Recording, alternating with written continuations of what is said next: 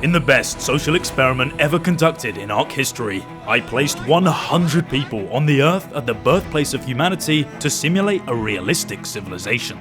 The players were given no rules, no guidance, and just like real life, if you die, you stay dead forever. Oh, I'm so dead! No, please don't die. Each player has the freedom to do whatever they want. Start a business, build an empire, sign contracts, or even debate laws at the very council I lead as head of government. It's up to them to shape their own societies. News networks sway public opinion, alliances form and collapse, and political tyrants find themselves locked away. Oh, no. Will the world hold on to peace, or will it spiral down into war? What followed became the most insane, unpredictable story arc I'd ever experienced. So, choose a nation to root for and enjoy the movie. I proudly present to you the 100-player Earth civilization experiment in Ark Survival Ascended. And by the way, this simulation was recorded on my very own map. It's available for purchase right now, so download your copy using the link below. And of course, join my Discord server to participate in these videos. This video is sponsored by War Thunder. Beginning the experiment, where all of the 100 players spawned into the center of Africa where humanity once originated. Gates are open. Go. Run! Me and all of the other players began rushing out. Oh my god, go. Go for the pyramid. The climate here was absolutely boiling, but there was an even bigger threat. There's a rock drake right there. There was dangerous rock drakes scattered all over the land. Players that got too close would be killed. I'm in front of everyone else. Oh, but there's two guys literally behind me. They're directly behind me. Go. To Everest. It was a race to see who could find the best base spots first. Tribe up and then go. I'm getting the base spot. Instead of running, some players began fighting among themselves. Oh, what the hell? He's taking all my wood! They're going to the left. Cover the left entrance. Cover the left entrance.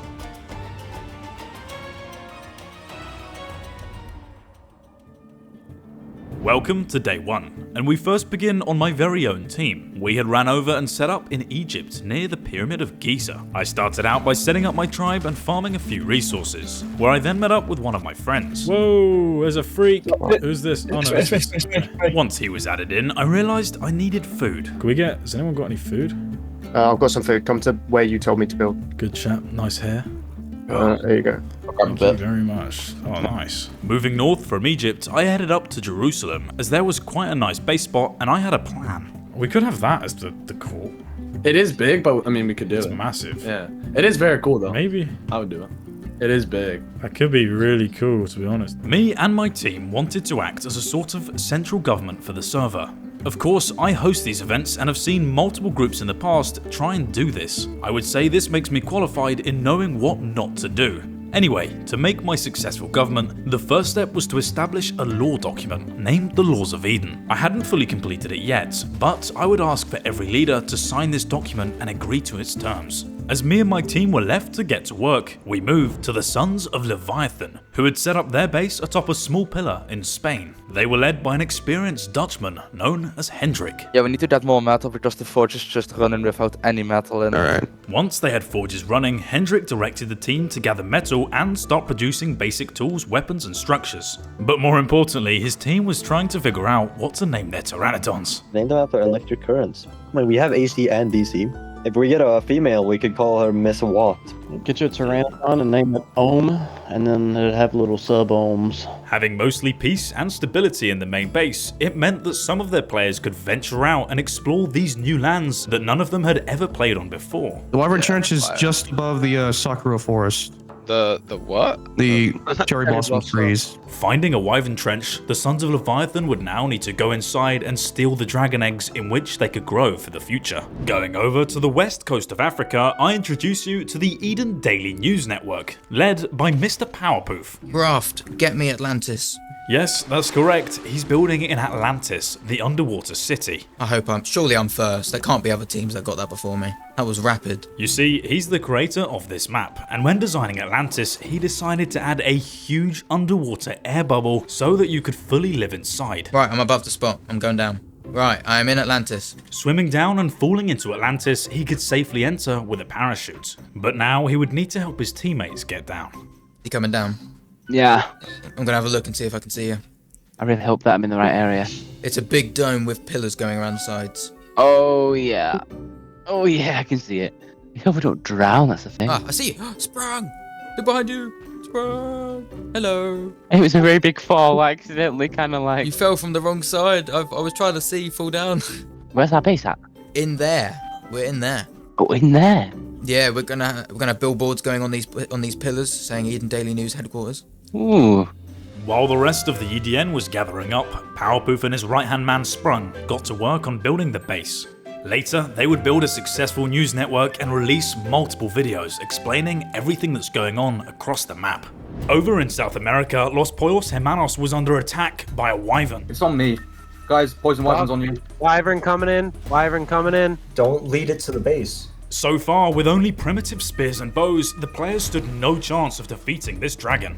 Already losing one man to the poison, a brave player had the idea of hopping on his Pteranodon and trying to lead it away. I'm gonna die. I'm gonna die, but I'm leading the Wyvern away from base. Biting the dragon multiple times and then flying off, he was successful in managing to lead it away. Los Pollos Hermanos was given a temporary peace. I got a bunch more walls I can make. I just didn't make all I could. Constructing a small crafting station to get started, Los Pollos Hermanos had a plan of building a grand restaurant. They wanted to not only fill people's bellies, but also act as a general communion across the map. Over in Jerusalem, I was pleasantly greeted by a soloist named Malik who had asked to speak with me. What's the situation? So I am a one-man group, well soon to be group, and I am based in Ireland right now. Soon I will begin the construction of a grand castle and a private offer to a few select tribes. You will likely be one of them, will go out. You'll see what I mean. I'm just here looking for, like I said, some marvelous beasts to tame. But I'd like to know a bit about your tribe, President Smart. You know, I want to broaden my perspective, widen my horizon a bit.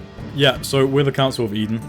We are going to make a board of directors from each and every single tribe, and we're going to appoint them to our large council. We're going to also make a constitution. We're kind of developing that at the moment, and we're going to ask that every single tribe agrees to our terms. We've also, down there, if you come follow me, we are building a prison. So if you look at the pyramid, Malik, did you follow me or no? Oh dear, a prison. So down here, we're building a prison. We're going to hold the fugitives of the server inside that prison. So it'll be cool. But they'll get a fair court case before anyone's locked up. Okay, I appreciate that. Totally. That you take the due process as required for things like that. Right, well, Enjoy. thank you for no worries. explaining your tribe to me. I'll let you know about that offer later today. Sounds good. Needless to say, I was rather intrigued in what Malik's private offer may contain. However, only time would let me find out. So I went out and did some farming for some wood. Me and my team needed to stock up on resources to build this grand hall for later. Dapper, can someone start moving all the stuff from the prison to the main base? Oh, wait, there is some stuff here. There's a Thorny Dragon if we want. There's 2. After farming for a good 30 minutes and getting a decent bit of resources, I got a little bit hungry. I'm eating a, what's it called? What's it called? The crisp that's like a cheese, what's it? Like a cheese, it's like a circle. Mini cheddars. Mini cheddars. I'm eating a mini cheddar right now. Having my stomach satisfied in real life, myself and Bob could begin brainstorming on how we would build this main base. You see this pillar here? You see me? I think you see this, like, you see how I've got the forges where both sides of the forges ends? I think we foundationed this on each side, just on the left and right of these windows, and then we also do over here, and we make ourselves like a square in the middle. We would get to work on finishing the living section and then move to the meeting hall. Traveling to the base camp of Mount Everest, we meet Dominicus Victus, who were already in the process of taming snow owls while the rest of their team grouped up. I'm currently trying to climb up Everest. It is a very difficult thing to climb. I feel like Bear Grylls right now. Locating themselves on Mount Everest, Dominicus Victus quickly established huts to try and fight off the freezing cold. They were led by a group of 2 individuals, the first in command being a man named Busher, and the second in command, Major Cheese, who wanted to give a quick speech. I've climbed Everest. I've stood atop the world, stared down the impossible, and made it mine. This mountain did not beat me. I beat it! And if I conquered this, then there is nothing on this earth I cannot do. Next stop, everything else. Welcome to Costco, who for some reason had decided to set up in France. Be selling everything. We're selling like everything. We're also gonna have a Costco membership card thing. Meanwhile, You he need would a be member's selling Costco food court food. Costco happened to be the largest group on the entire server, and of course they made use of their players by building a huge foundation. From this they would tower up their Costco building and hopefully very soon open shop. Nikki, Yeah? can we get your thoughts on your very first smart event It's good. so far? As Costco continues to build their shop, we move to the Council of Eden. I had just sent out an invite to every single leader of all of the groups across the map.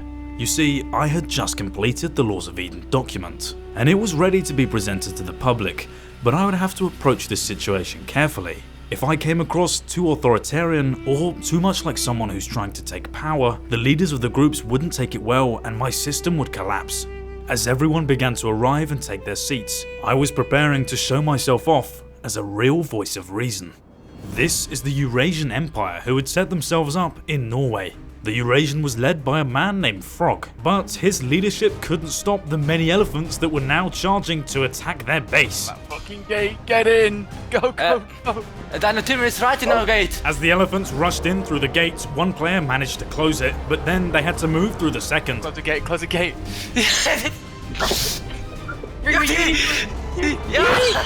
Oh my! Oh my! Just in time, the Eurasian had managed to close the gate. And we moved to the Eden East India Company. Setting up in the middle of India, they were in a perfect location right next to a wyvern trench. The varmints are about to hatch. Yeah, I guess we can. If someone wants to go to the wyvern trench to get another egg, a guy can watch the babies. I just ran through the wyvern trench a minute ago before I went off to Canada. I didn't see any more eggs in there. Led by a player named Dark, the Eden East India Company was a highly ambitious group, and they had a lot planned for the future. But now we go to the COE. So, with the Council of Eden, we hope that everyone here, every one of you, we hope that you can join the board of directors, which is going to be an efficient small council of all of the leaders of the tribes. We've also made a constitution, so we have a 4-law constitution. We've put very good thinking into this. We're not going to go with the doctrine of peace and how everyone should be peaceful. We know that's never going to happen, that's never going to work. What we've done instead is we've been very reasonable. The constitution is not going to conflict with any of your guys' plans, any of what you want to do, not going to conflict with any of that. At this point, I was feeling rather confident in what I was saying, so I pulled out the document and begun reading the terms. Law 1. Prohibition of aggression. Any act of murder, harassment, or intentional destruction of property belonging to another individual or group is strictly forbidden, except in the instance of formally declaring war. A valid declaration of war document must be submitted to the council no less than 10 minutes prior to engaging in hostile actions. This document must state the following: the attacking group's name, the defending group's name, and the justification for war. Law 2. Alliances and treaties. All alliances and peace treaties between groups must be negotiated and officially ratified at the Council of Eden Hall. Any breach of such agreements without prior notification to the Council will constitute a violation subject to penalties as outlined in Law 4. Law 3. Contractual obligations.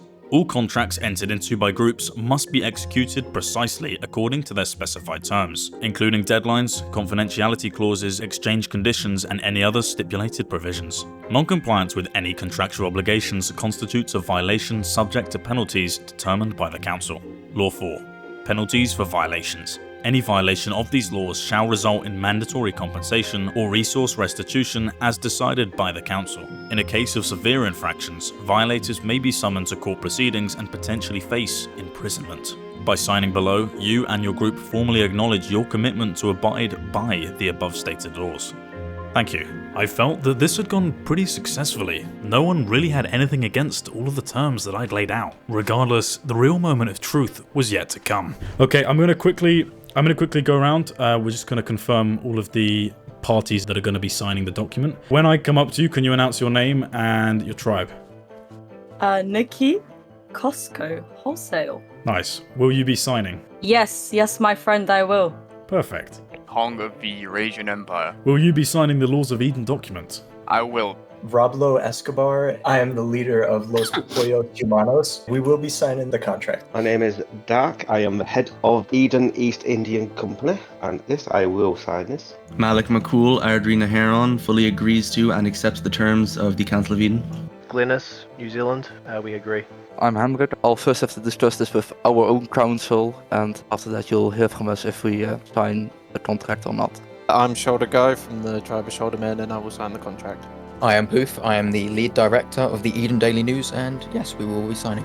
I'm Busher. I'm from Dominus Victus, and yes, we accept your terms to the contract. So everyone in here, we have 9 tribes, 8 of them have signed. Sons of the Leviathan have decided to have their signatory pending. But for now, those 8 tribes, thank you very much. This had actually gone far better than I had even expected. We had an 89% success rate with 8 out of the 9 groups signing the contract. For the Council of Eden, this was a massive win, and we had really established a sense of governance across the server. But day 2 would have even more to bring.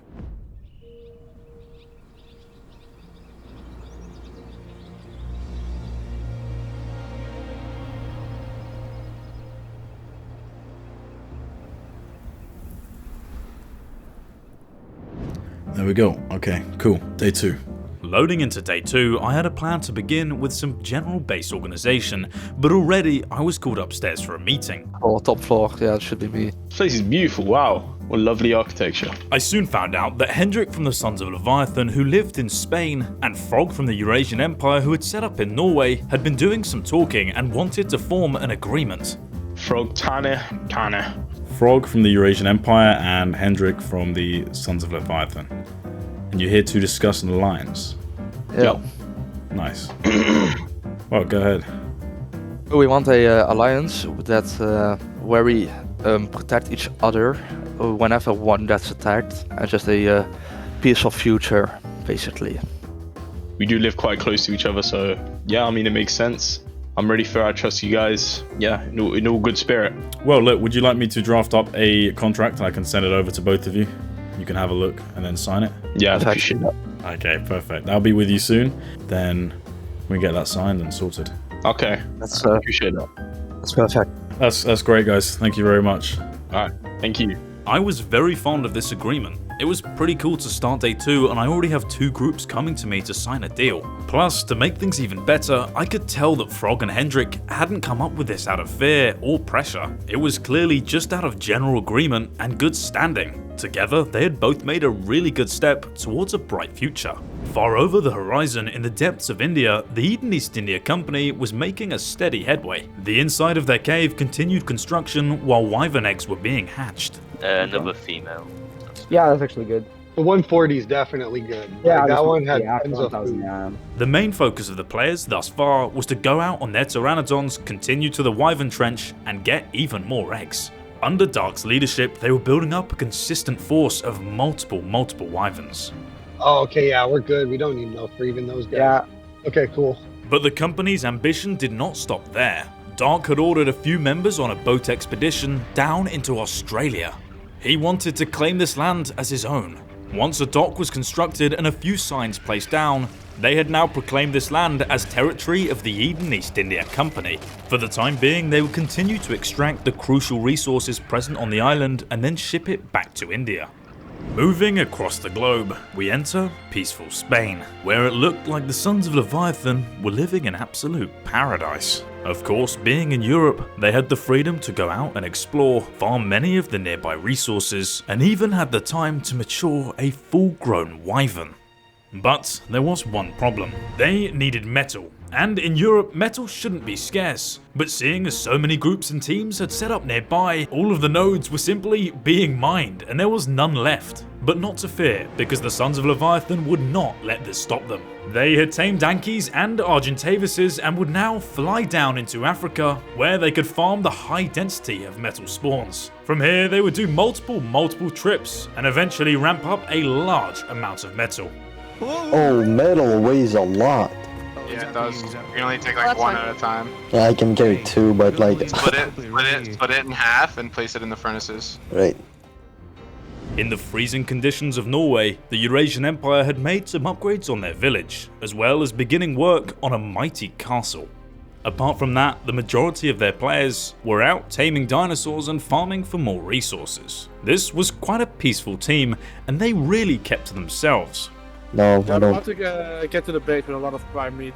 Nice, and then I'll take that and I'll head to the Redwoods. Their leader Frog was a diplomatic, quiet and reasonable man. He had just taken a look at the newly formed document that I had sent him.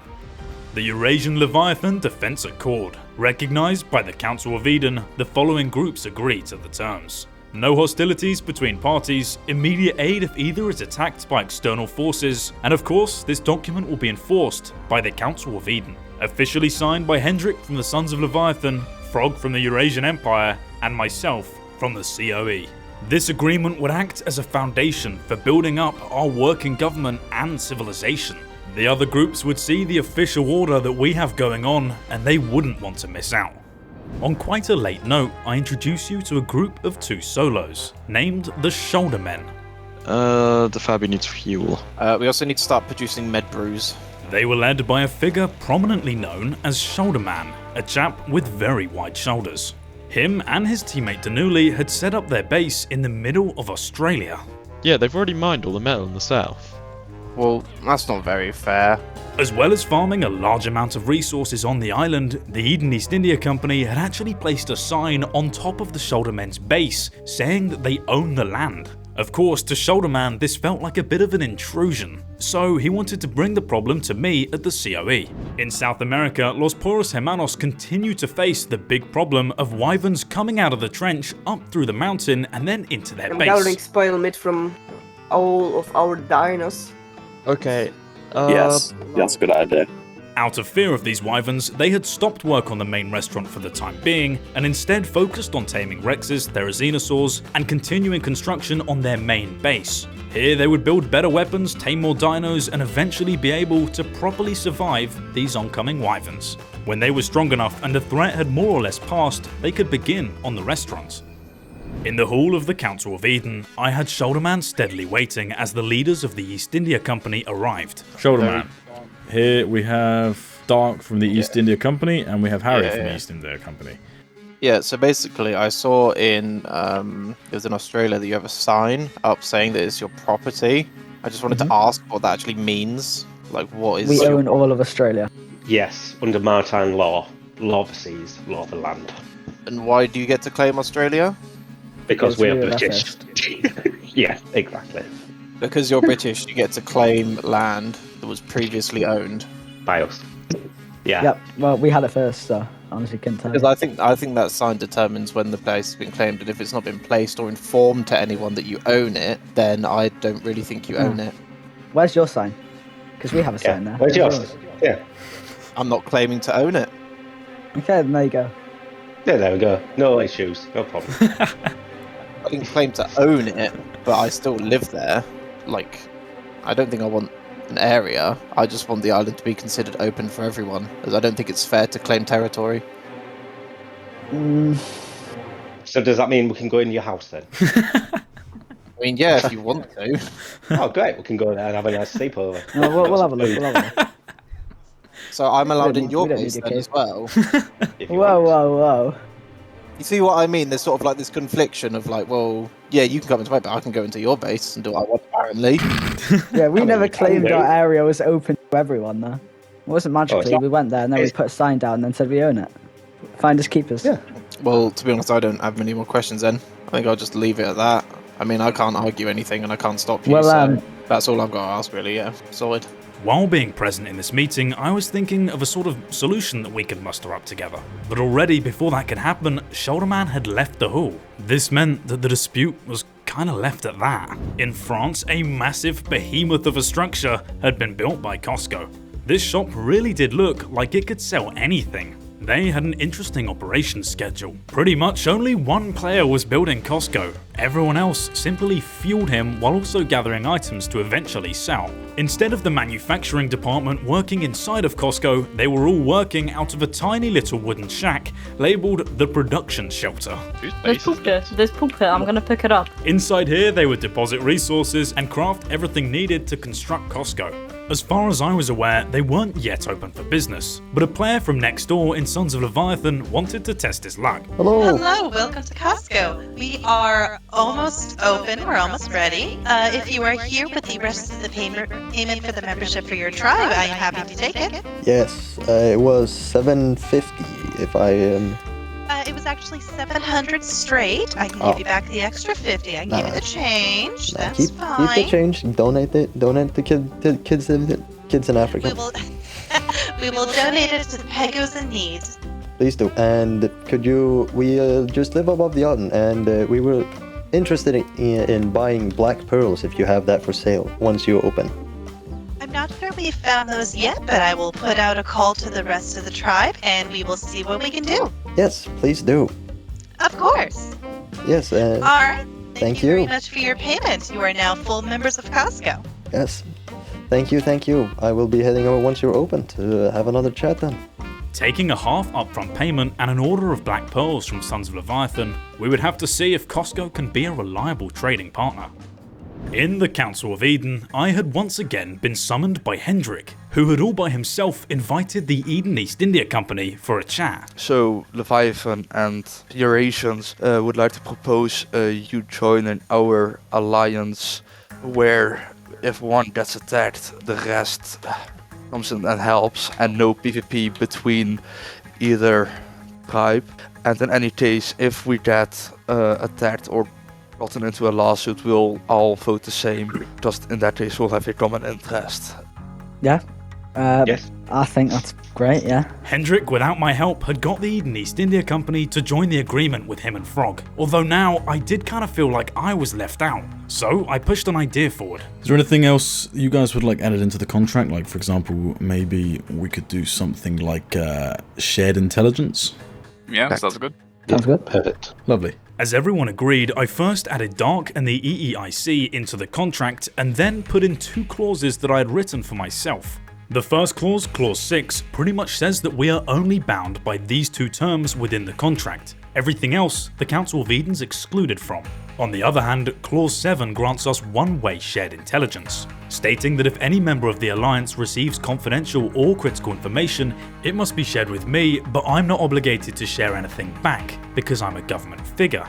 To all of the members of the Alliance, they didn't really care that they were sharing info with me. However, for the Council of Eden, this was a massive advantage, because I now had trustworthy, law-abiding eyes and ears feeding me information from all over the globe. As well as that, all by himself, Hendrik had made us even stronger. While not exactly protocol, he had met up with a small soloist group called New Zealand and added them into the Alliance.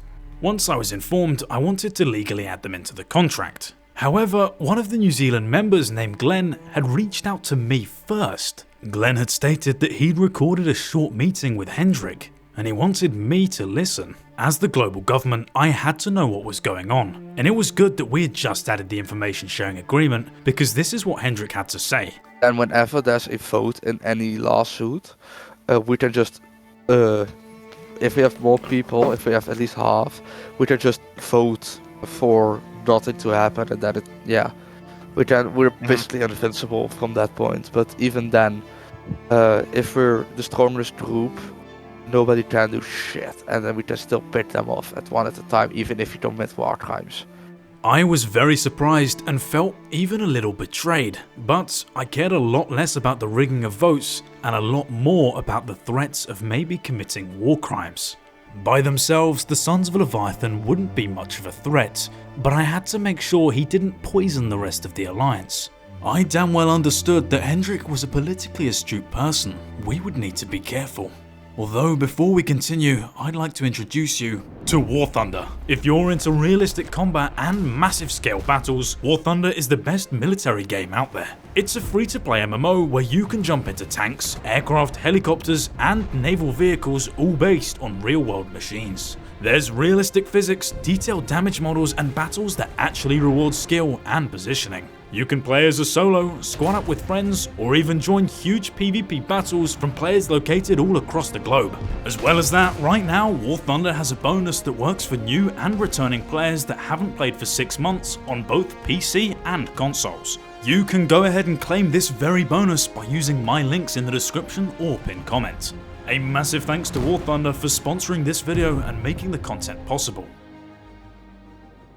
Down inside of Atlantis, the Eden Daily News Network began to realise that they were having serious difficulty when it came to getting out and inside of this base spot. They needed a team that could both fly and also swim.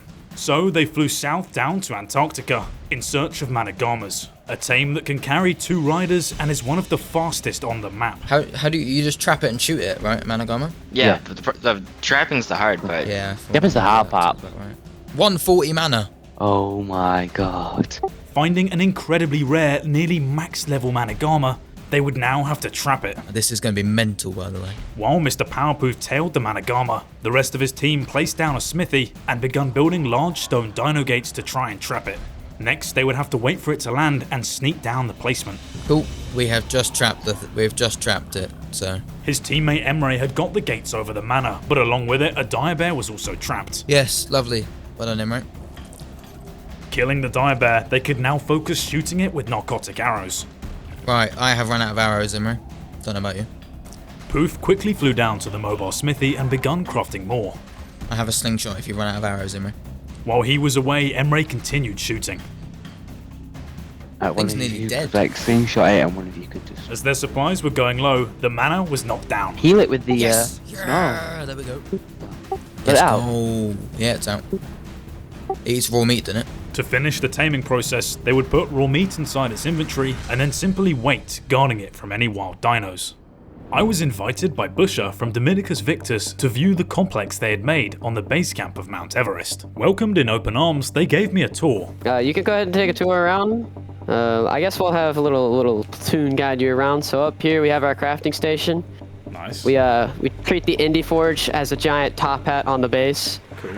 It's our crafting area. No hidden turrets or anything in here, as you can see. Just a pego. We're making a bunch of beer in here. Nice. And this is where our med brews will be made as well. Dominicus Victus had made outstanding progress, constructing a large wall to keep out the elements, while also taming lots of flies and getting many Managamas. Yes. This is going to be our main area of operations. It's currently under construction by our elite engineers. They're making a very high quality and stable bridge, and we're still working on the defensive walls. Mind the Quetzal flying over us there. This invite had been nice, and Dominicus Victus very hospitable, but I soon understood that there was a different reason as to why I was invited. So from what I've heard, is that all of Australia has been claimed by East India Trading Company. I didn't know we were allowed to claim whole islands like this, and I feel like it blocks off a lot of important creature spawns. Yeah, Busher, we've got a lot of complaints about Eden East India Company before, to be honest, so... Definitely. What I'm going to do, I'm going to invite you over to the meeting hall. I'll invite Dark as well from Eden East India Company, and we can sort this out. Got it. Okay? Okay. Seeing as this is the second time that this issue's been brought up, it was slightly more serious, so I urgently invited Dark to the hall, and Busher and himself patiently waited for me to begin. Gentlemen, Dark, I've called you here from the East India Company, and I've called Busher here. He's made some accusations to your tribe. Yep. Busher, go ahead and do some talking for us. Alright. I'd like to know what they're accused of. Before we do anything, I'd like to introduce myself. I am Busher, standing in for the team lead of Dominus Victus. I just wanted to make the statement that no tribe should be allowed to claim an entire island or a select spot and say that no one can fly over this. This is a no-fly zone. Sure, it would be different if you had Plant Species X turrets, maybe some giant castle. Then yeah, no one would fly over there. But you have a picture, a billboard, a flag, and something on the back left that looks like it's being built. Yeah, everyone's free to get a permit. That's all we're asking. It's just basically we just want to make sure that there's no, no pirates. There's no major poaching. We just basically want to keep Australia pristine and clean and looking beautiful as it always is. What I would like to say is Dark and the Eden East India Trading Company Limited. So this has been brought up in a previous meeting with the other individual. Yes, it has. And yes, he wasn't very happy about the situation. We can see this tribe isn't very happy about the situation. So we need to do something about this. I think we need some sort of deal in place, some sort of colonial agreement or something like that, allowing other tribes to roam into the land. Yeah, exactly. Yes, that's the whole point of a permit system. Perfect. So now I'm curious, if someone violates this permit, are you going to attack them while they're there? Well, we will fine them at first. And then if they continue, say you were taming in there and someone jumps your tame or kills your tame or does something like that, then we will warn them. If they carry on doing it like that, then we'll ban them from Australia. And if they continue like that, then we'll take them to the council. So Okay. we are basically we are here to protect Australia for its natural beauty. I would also like to ask, now if they do violate this, they don't get a permit, right? If you find them outside of Australia, are you going to attack them on site? That would be Not against. until we'll go through a count. Yes. Yes, that would be. We will go to the council. We'll go to the council first, and if they continue to go against the council, then yes, we will probably put a declaration of war on them. Indeed. All right. They will have more. They will have more than plenty of opportunities to make things right. Understandable. I just wanted to bring this up because I felt like what you were doing wasn't right. I'm glad we had our discourse here and hashed it all out, and that things are now. I'm glad we've come to an agreement. Yes. Yeah. Exactly. Perfect, gents. Thank you very much. I will get this document posted to the public very shortly. All right. I was happy that we'd finally come to a solution, and it was nearing the end of day 2, so we agreed that I just draft up the contract myself and then sign it off. Bringing you a broadcast from the Eden Daily News, made by the director, Mr. Powerpoof.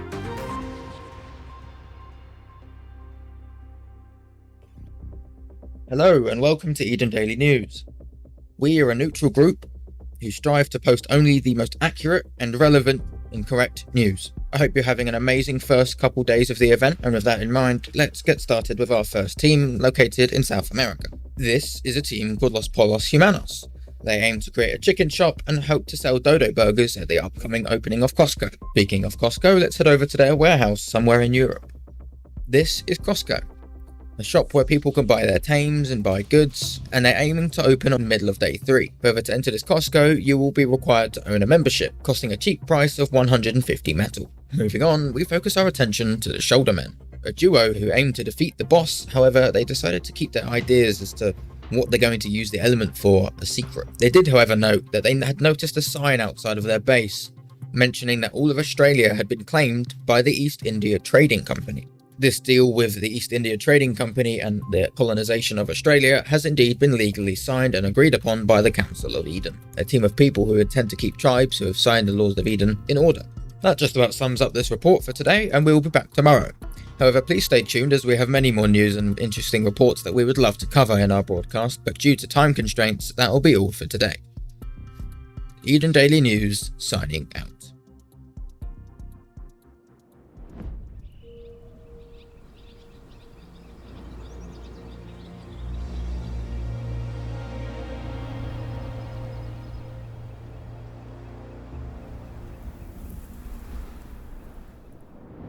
The grand opening of Costco had arrived. Urgently, players from all over the map scurried to get there first, as the leader Nikki had released special information that there'll be an opening discount. I've heard they're quite aggressive. This is People Costco. just talking to Dark's tribe. Yeah, no, people in Costco's are very aggressive. Okay, I'm at their base. Once I had landed, I was amazed at the progress they had achieved, as well as, for some reason, the shelves. You got like stock? Is there stock inside? You got like shelves and stuff? Yeah. Yeah, there is. There's a lot. Yeah, there's a few things, but you might have to put in a pre-order if you want anything. As soon as there was enough people at the main gate, they had opened and we were let in. You're welcome. Welcome in, guys. What is this? Welcome to Costco. 1,000 metal for tickle session. I don't see anything I Does want. anyone have anything they fancy so far? You got any No, chicken not legs? really. Black armor, bowlers. Damn. Apple pie. Metal Pretty good. tools. 6 spears. Oh, we can buy a table, guys. Nice. Buy some chairs. I was super excited to buy some chairs and tables, but more so what they had accomplished was immense. You could buy really anything you wanted. Oh, they got an Eden otter. An Eden otter is a massive rideable otter that's exclusive to Eden, and if you want to experience it for yourself, click the link in the description to download the map. Smart. I think we need to do a health and safety inspection of Costco. Yeah, I was thinking that. There's like bones here with blood all over them. I don't think that's very sanitary. Long story short, myself and the Council of Eden really wanted to buy this Eden otter. The thing is, the price of 500 cementing paste was a little bit too much, so I gave them the best offer I could. Less than half. 233 cementing paste and 3 metal spikes for the otter. Wait, who is it? Wait, hold on. Who is it? I'm having a little talk with you, bro. What is the scam that you're offering, bro? No, you're having a little talk in the office after this. The employee who was dealing with me got scrutiny from his manager, but still decided to close the deal. Yeah, here you go. There you go. All right. Jake's had the week. Good. Good doing business. I had pretty much ripped Costco off. I gave them 233 cementing paste and 3 metal spikes for an Eden otter, which takes quite a while to tame. Anyway, leaving my new purchase for my tribe to deal with, I went out in search of Malik in Ireland. This was the soloist who had talked to me early game about a special invite. I wanted to investigate and see what on earth he may be up to. Flying past Scotland, I located Malik atop a hill on Ireland. He seemed to be building some sort of weird looking foundation, so I landed my Pteranodon and went down to chat to him. Good afternoon. Yeah, is there a reason you're on my island here, bruh? I'm just trying to build my flipping castle. Why so hostile? What the fuck? I was just gonna ask for a perimeter tour. Right, so this is my my little castle. I'm gonna build it on top of Ireland. Now originally I had my little like shit thatch 2x2 on here. I moved it all down there though, just so I can start construction here. Now actually this is the base of the castle built on a stone triangle foundation. Like the design of the castle, I want it to be like inspired by a real castle that is near where I live called Dungura Castle. It was built in the 16th century, and I just really like the design. A little fact, it is the most photographed castle in all of Ireland as well. So most people will recognize if you show them a picture.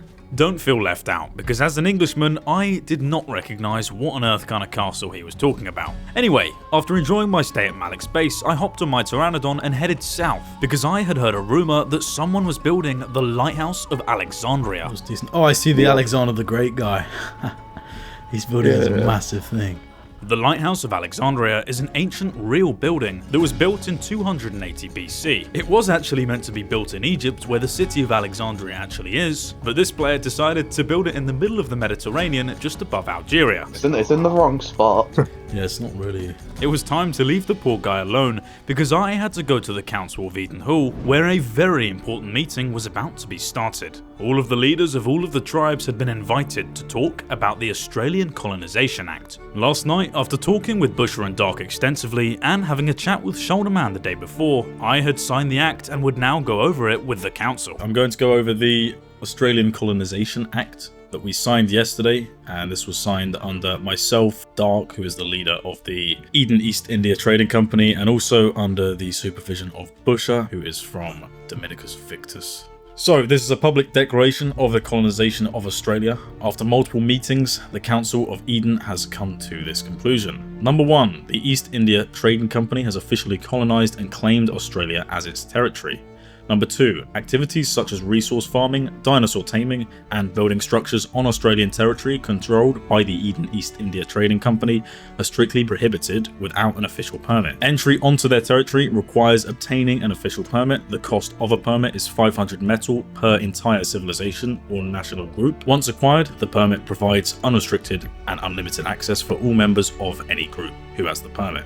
The Council of Eden requires all nations to comply with this agreement following extensive negotiations and deliberations with many various tribes, and that was signed today. So we're here to have a quick discussion of this. Does anyone have any certain problems? We know that Dark from the Eden East India Trading Company would like to step up, as there are some people already living on Australian land, such as Shoulderman, and I know that Dark would like to have a fair deal made with the Shoulderman or anyone else who are on Australian territory. Dark, would you like to step up first? Yes. We are prepared to let you have the area where you're living. You can do whatever you want in there. We don't mind what you do there at all. You are a citizen of Australia.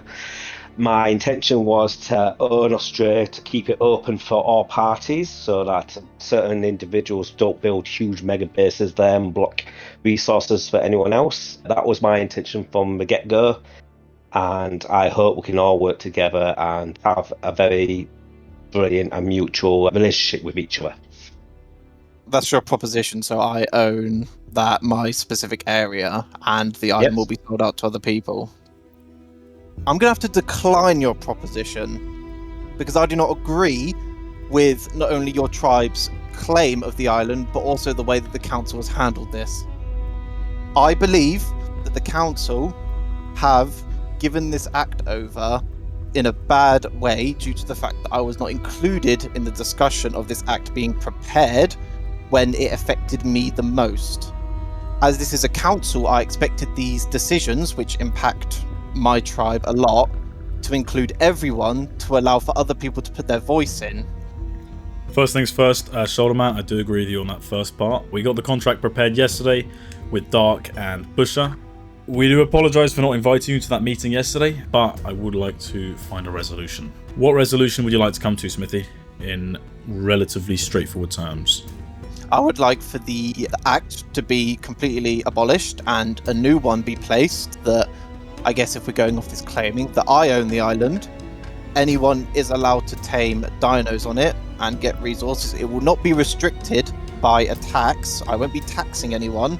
I will just ask that people respect my base location and not come along and harass me and try and interrupt what I'm doing in this event. Talk about being put on the spot. That was not the outcome that I had expected. In front of the entire council, myself and Dark had been put in a very awkward position. At this crucial moment, one of us needed to think of something to say. Instead, we were standing there completely speechless. Continuing the meeting later on, we head to the Sons of Leviathan, who had been incredibly hard at work. Having a very well-functioning extraction chain from Africa, they were funneling resources directly into their base. And they were working on something else. Oh yeah, that looks sick. This is my personal wyvern. Ooh. Can I get dibs on the egg? While they waited for their wyverns to mature, one player on an RG went up to Greenland to tame a Rex. First, he would place down stone gates to create a trap and then trank the Rex, luring it inside. He's kind of stupid. As the Rex ran in, the player would need to run round and place a stone gate. Now that that's complete, the Rex would remain trapped until it was tamed. Down in the depths of India, the Eden East India Company themselves had some nice production chains going, shipping large powerful crocodiles called Dinosutruses from all over the globe. As well as that, they had upped the fortifications on the base, tamed many more flyers, Managamas, Therazinos, Wyverns, and even Thycolios.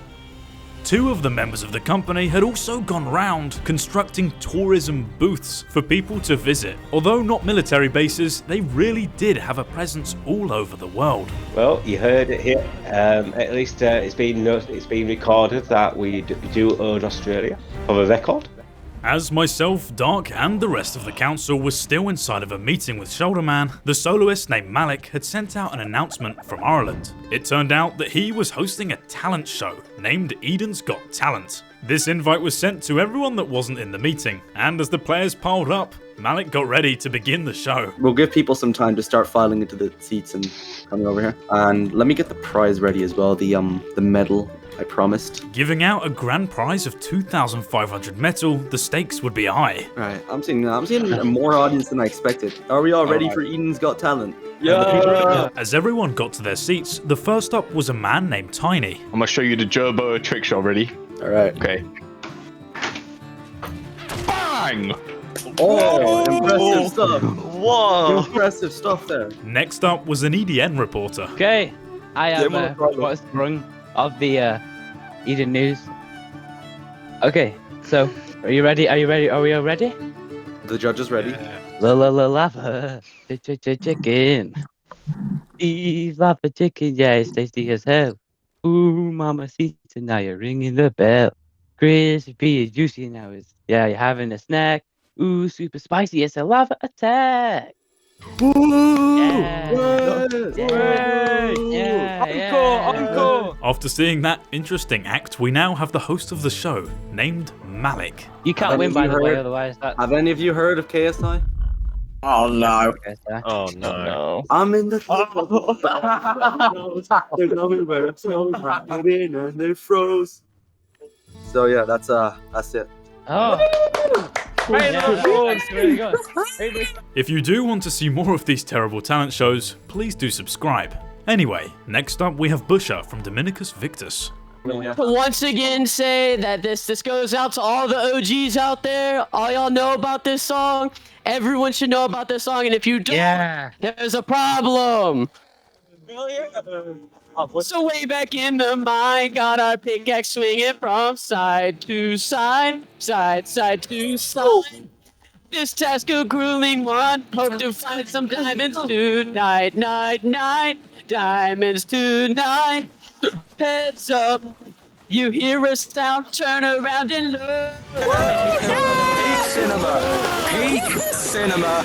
Take my children. Take everything I own. Settle down. I think it's safe to say that the grand prize of 2,500 metal goes to Bush. Yeah! No photographs. I gotta.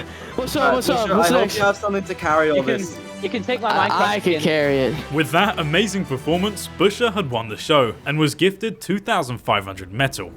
Inside of the Council of Eden Hall, we continue the meeting from earlier where we had left off. After I'd presented the Australian Colonisation Act to the rest of the council, Shoulderman had an uproar and put me and Dark directly on the spot. And a new one be placed that, I guess if we're going off this claiming, that I own the island, anyone is allowed to tame dinos on it and get resources. It will not be restricted by a tax. I won't be taxing anyone. I will just ask that people respect my base location and not come along and harass me and try and interrupt what I'm doing in this event. Me and Dark were left in a very difficult position. At any cost, I could not lose the council's faith. Although my unexpected guardian angel stepped in. So with saying this, you're basically saying that you should have full control over Australia.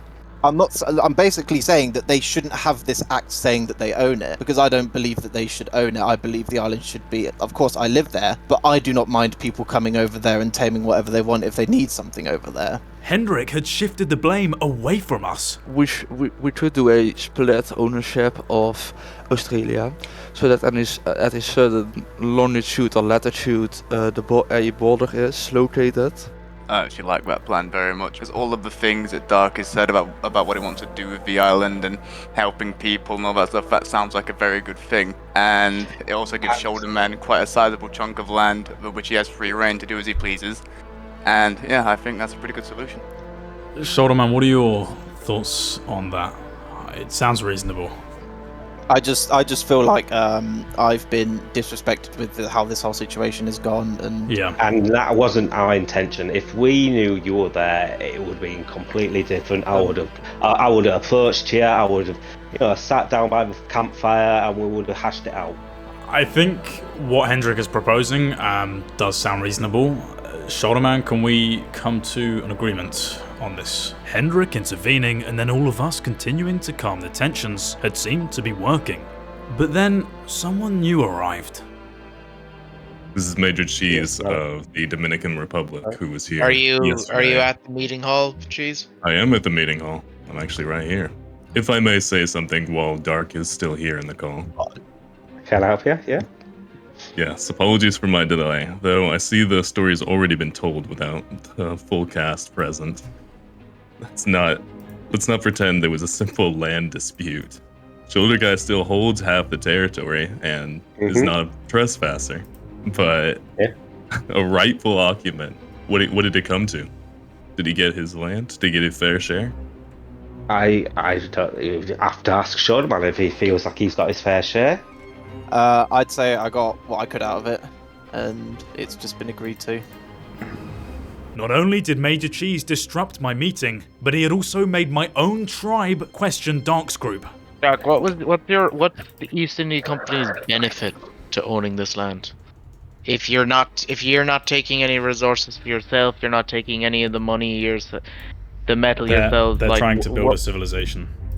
We're building a civilization somewhere safe because I want a place where if people don't want to fight, they can go there and we'll leave them alone. That way we don't have to worry about, civilian casualties and all that lot. Cannot believe this. You call this safety? You call this safety now? Because from where I stand, this is more like extortion dressed with regulation. You want us to pay 500 metal for the price of peace. If the Eden's Council condones profiting off displacement in its own citizens, if it allows for a group to turn protection into its own, then I hope truly we're gonna have to stop, guys. We're gonna have to stop the meeting because this doesn't make any sense. Just because Busher and Major Cheese are part of the same tribe, they're saying two completely different things. This doesn't make sense. Because he was being manipulated. He was not being told the full truth. He was. To be honest, I Okay, think they meeting should concluded. know. Contract I has think they been should- sent. no, I think- I had sent off the contract and forced for the meeting to be closed. From everything that went on yesterday, I considered Busher a close ally of mine and a really good friend. Now, he had let his hothead tribe mate, who hadn't even been in the meeting from the start, wander inside and start criticizing us while making problems everywhere. From what I could see, I felt that I had just wasted an entire hour inside of a hall and solved nothing. Going to Shoulderman's point of view, he was out in North America collecting artifacts. Artifacts are used to summon the boss, but you have to go around the whole map into caves and in dangerous areas to collect them. Good grab the difficult one. Over the course of the last few days, it actually turned out that Shoulderman had collected all of the artifacts multiple times. Now he was simply just rerunning the collection to get duplicates and duplicates, allowing him to in future run the boss multiple times. Okay, this is not going well. Okay, now we got this. Grab this shit. Grapple. Release. Run away. Oh my fucking god, that was so sketch. If Shoulderman does manage to run the boss multiple times, he'll get more and more element every single time he defeats it. Element is the highest tier resource in the game, and you can build the highest tier items. It's also incredibly dangerous if turned into weapons. But seeing as the Shouldermen are a relatively peaceful duo, and as long as they kept the element safe and didn't let it go in the hands of any large tribes, it was very unlikely that we would have any large imbalance in power.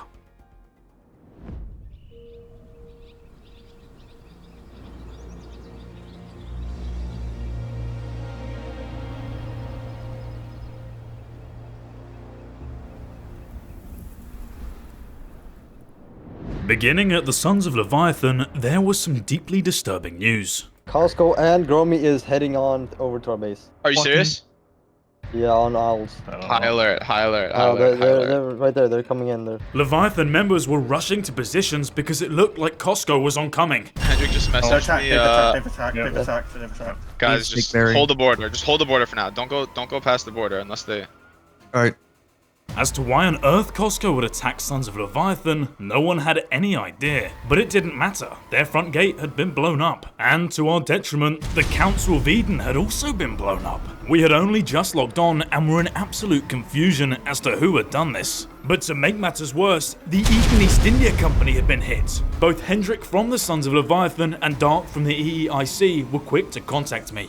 Together, we agreed that we must call an urgent meeting with all of the leaders around the map. As the head of the council, this was my responsibility to bring justice. I would, however, have to play it carefully, so I decided to throw an offer across the table first. Okay, is everyone ready? Yeah, I'm ready. Okay, gentlemen, the directory. I've received loads of people, loads of groups, saying that their base has been rocketed. We've had our own council door hit with a rocket. Dark, who's a member of the Eden East India Company, has had their base C4'd, and that's just been confirmed. All of you have signed the contract. Every single group here has signed it. Law 1 in there is any act of murder, harassment, or intentional destruction is not allowed. I'm going to ask now if any of you know who's been C4ing or rocketing. If you like to step up, you will only receive a fine and nothing else. So would anyone like to step up and admit that you know that your tribe has been doing this, or you know your tribe has attacked someone, blown anything up, anything like that? Anyone want to step up now? And the only thing you'll receive is a fine. No one wants to step up. So you guys are telling me none of you know anything about the rocketing C4ing that's happened today? No one here knows. Then Busher from Dominicus Victus gave me some new information. I can confirm we also got hit. After him was Robbie from Los Pollos Hermanos. Hey, Smart, I just got word we're getting hit right now. That someone just blew up shit. My teammates got a spyglass on him, and it said Serpent Spawn as the tribe name. What? They didn't get the player because he was in Gilly. Sorry, I was just getting another report. My guys believe who was attacking us was Costco. Was Costco? Yes. Before this meeting started, I had my suspicions, but now, with a total of 5 tribes being the victim, I simply couldn't trust my gut. I would like to bring to light that I also did get names from when they raided us. I just haven't had the opportunity to say it. They were wearing ghillie on snow owls. Can I sit? So Their tames. It was the tribe name was also Serpent Spawn. So. Serpent. Okay. Yeah, there was 2 of them. Okay, so what I'm hearing, we're gonna. Go ahead, Andrew. I'm now getting active reports of Costco with Drummy actually scouting us. So. This was incredibly confusing. I have groups coming to me left and right, members of the council, saying that they're being attacked by 2 completely different entities at the same time. One of which is by Costco, a group that we all know has never been aggressive in any kind of way before, and the other is a team named Serpent Spawn, who no one has any knowledge of. But before I could continue, Nikki from Costco stepped up. Alright, can I say something? I am getting reports. I'm getting reports that Hendrik and Dark's tribes want to attack me and a few other people. So what is that about, guys? Hendrik and Dark? Well, what's this about? I have been hearing from other tribes. So multiple other tribes, in fact, not just one. Now I'm inside of the Alliance information sharing agreement, but I didn't have any knowledge of this. So I asked Nikki for proof. So we have UK Walmart. I'm not sure what tribe they're in. So that's one of the tribes that has talked to us. I mean, I do have a DM between Hendrik and UK Walmart. That would work. If you could send that over to me, Nikki. Yes, of course. UK Walmart is a direct tribe member from Glenn's Air Force, the guy in New Zealand that had shared me the Hendrik voice clip from earlier.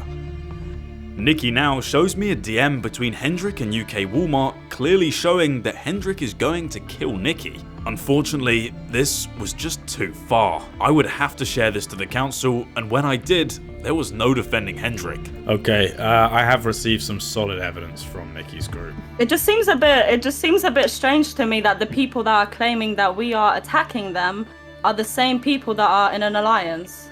Excuse me. Plotting things behind the scenes. I don't like that shit.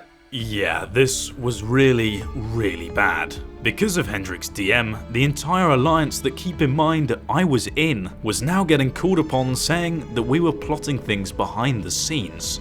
To make matters worse, I couldn't confidently say that that wasn't the case, because I had no idea what they were planning. And then we got this news. So we're now getting attacked by Drummy. Drummy just got a wife of us, so... Honestly, So the thing is, if this happens, so Drummy is with you, Nikki, we know that, we aren't dumb, so just stall off Drummy now, or I'm going to leave this meeting now and I'm going to defend my fucking base, if you mind. Hendrix, what I've been told is we are both fighting on no man's land. We are getting attacked. The way it's standing, I'm actually open to finding both tribes because you're both openly PvPing and there's been no declaration of war document signed. I haven't heard anything about this. All right, can we just vote on if both tribes should be held accountable? Motion to find both tribes. Motion seconded. Okay, so Nikki and Hendrik, can everyone be quiet for a second? Can I just confirm, Nikki and Hendrik, both of your groups are currently PvPing?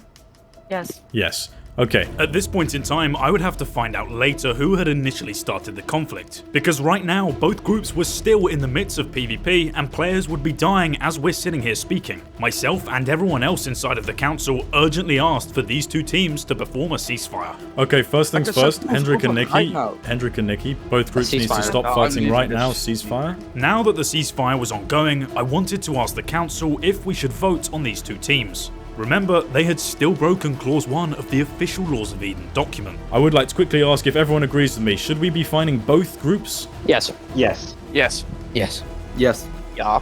The motion was agreed upon and order had been reaffirmed. All of the council understood that the Sons of Leviathan and Costco would both receive a hefty fine. One thing that's worth mentioning is I could tell Hendrik wasn't happy. Earlier he had saved me in the Australian meeting, but this time I simply couldn't avoid giving his group a fine. Then, soon after, it turned out that he had organised an alliance coup. And the thing is, he actually did damage to us. I didn't do damage to Nikki yet. They have just basically tested us three, how strong we are and what we're capable of. They tested that. And if they get away with that, they'll keep on doing that. And then I get fined because I just said that I want to kill Nikki because of these suspicions, and they got confirmed basically because of this. Please keep in mind, this isn't me imposing this on you guys.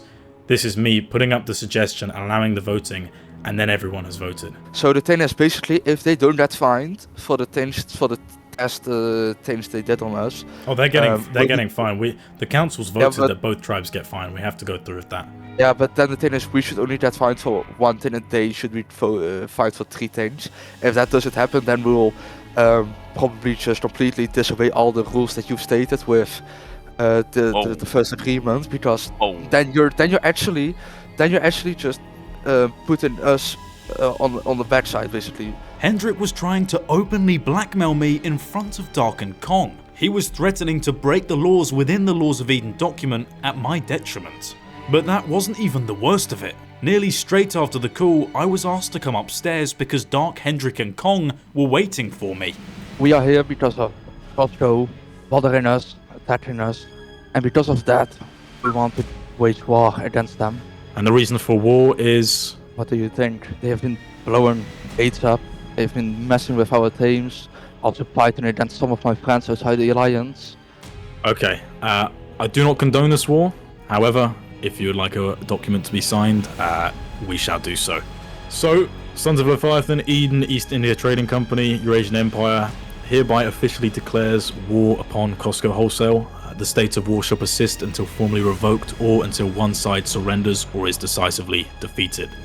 Do all 3 of you agree to that? Yes, we agree. Yes. Yeah. Okay, perfect. Thank you very much, gents. Thank you very much. They had really done it. They had really signed war on Costco. I was confident that Hendrik was the spearhead of this attack. And now that I had officially signed the document, they began moving out to begin their offensive. Powerproof, powerproof, powerproof.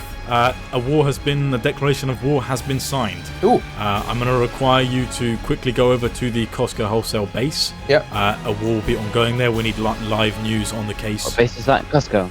Costco Wholesale, it's in France. Urgently calling the Eden Daily News to attend the scene, I went outside, hopped on my RG and moved straight to France. While doing so, the rest of the Alliance gathered up their forces and advanced to the center of Europe.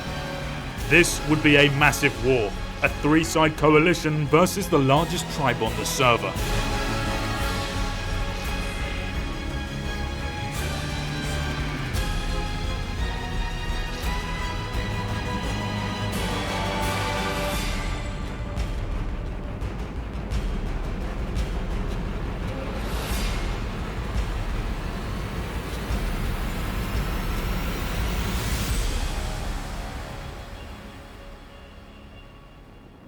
The battle begins on the north front of Spain, where the Sons of Leviathan advance with their lightning wyverns. Spraying a deafening fire of lightning, they attempt to deal damage to Costco's carcass.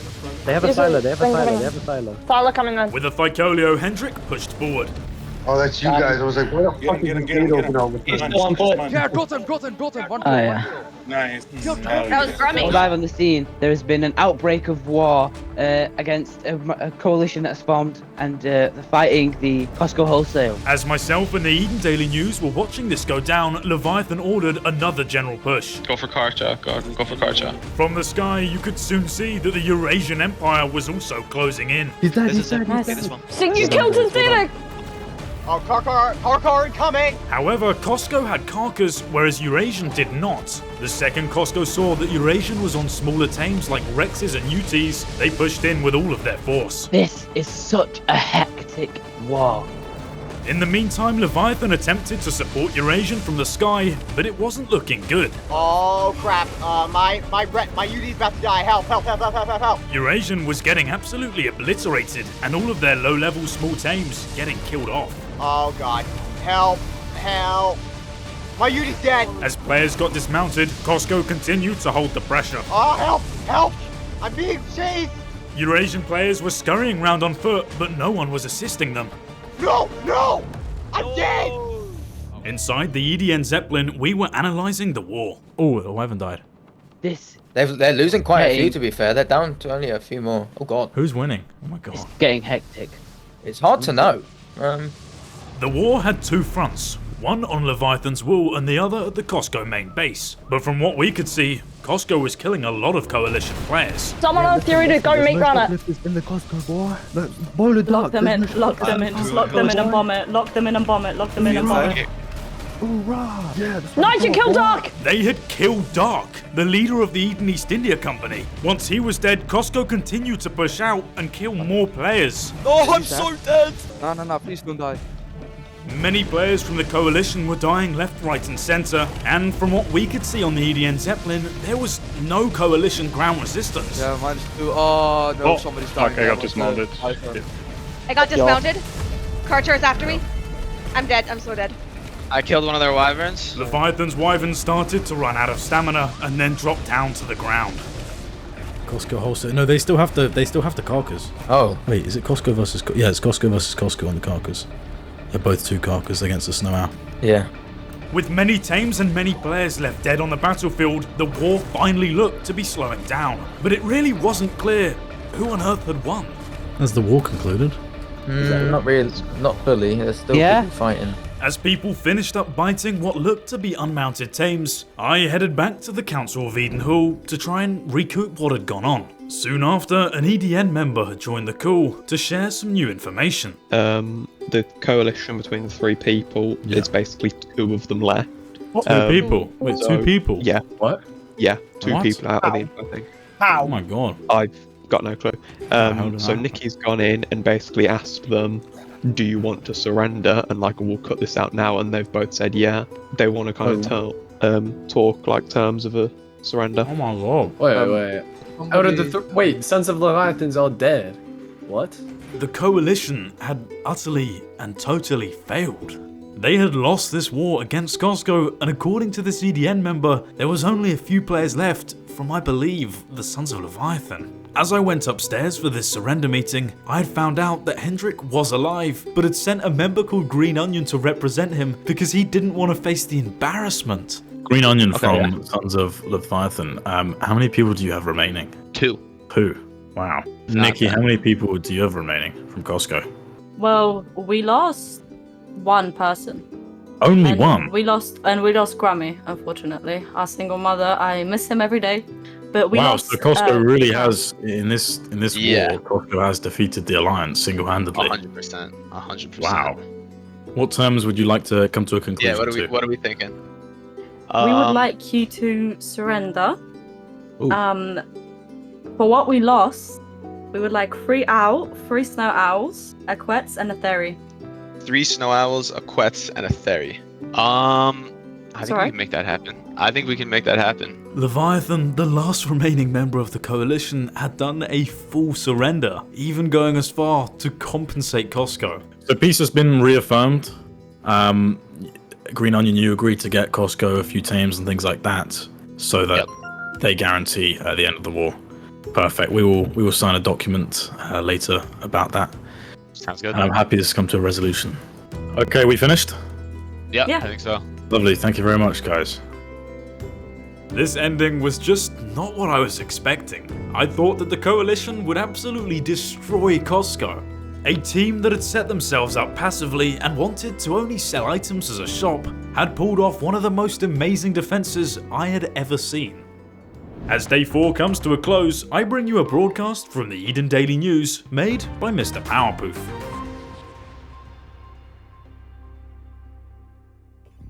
Hello and welcome to day 4 of the event. First off on our list we have Eden's Got Talent hosted by Malik. Fortunately for Malik, we had multiple participants, even multiple acts per person. However, the winning reward had to go to Busher thanks to his amazing singing of Revenge. A creeper's trying to steal our stuff again. Cashing himself a total of 2,500 metal. Moving over to Costco, I had a little interview with TXE. TXE stated that he was not against the Sons of Leviathan or any other team surrounding him. However, I quickly ruled this out as, however not long after leaving the interview, it turned out that they was having a full-scale war with Sons of Leviathan and the East India Trading Company. Over to you, Sprung. Currently, the Costco is using a Bronto to fight against the incoming attackers. They've killed the Karcher. It's come out from nowhere and is beginning to attack the Bronto. Everything's focused in that Bronto. They do not want it breaching the main gate. After witnessing many deaths of Grummy and multiple other people, the fight has been ended and there has currently been a peace treaty agreed on both parties. Sprung? What was that? Sprung, can you just check downstairs real quick? Hands! Let me see him! Kill that camera now! Kill that camera! Get it off! Good evening. Allow me to introduce ourselves, not as villains or vigilantes, but as a venom that's long overdue. We are the Serpent Spawn. Once, the Council of Eden whispered of order, obedience, of original sin. They promised paradise, yet they built a prison. And while they peddled in purity, another power had rose. Not divine, but discount. Costco. A cathedral of consumption, where freedom is shrink-wrapped, and souls are sold 2 for 1. One to cleanse you, the other consumes you. Together, they conspire not to enlighten, but to enslave. Your thoughts, your choices, and your very will. But no more. You see, the serpents were never the villains. We were the voice that questioned, the spark that defied. And tonight, we speak not of violence, but in venomous truth. Eden was never theirs to guard. It was ours to reclaim. So remember, behind every mask is a mirror. Behind every serpent, a story. And behind every silent crowd, a storm. We are the Serpent Spawn, and tonight, paradise burns.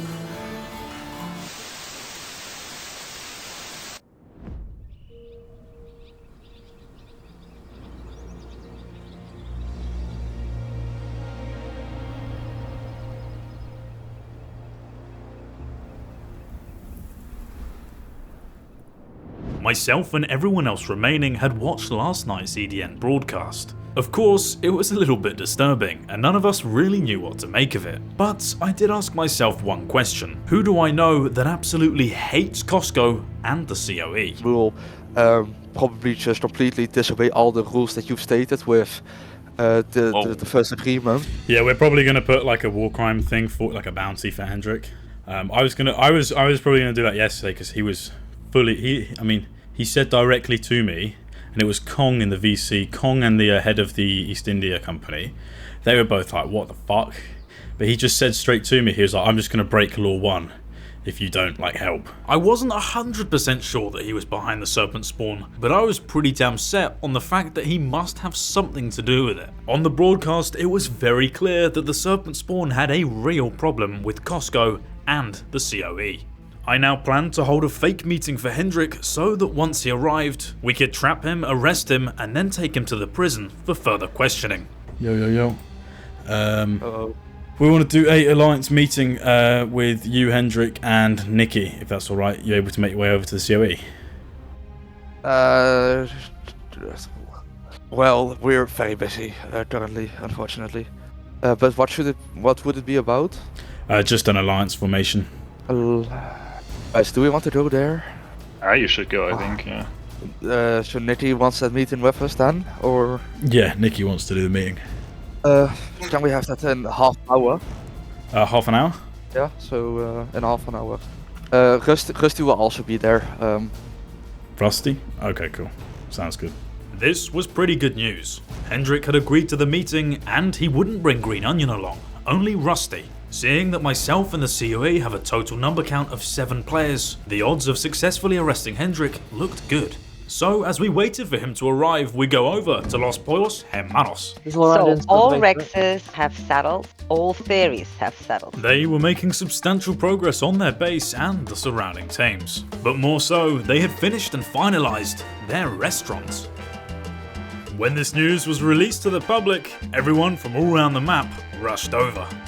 I have uncooked metal as well. I guess 2 uncooked metals. 2 uncooked will work. Damn, we're making deals and everything. Nice. Here is 38 metal. Myself and the rest of the COE had arrived, and to be fair to the team, this was a damn good looking restaurant. It even turned out that there was poker outside.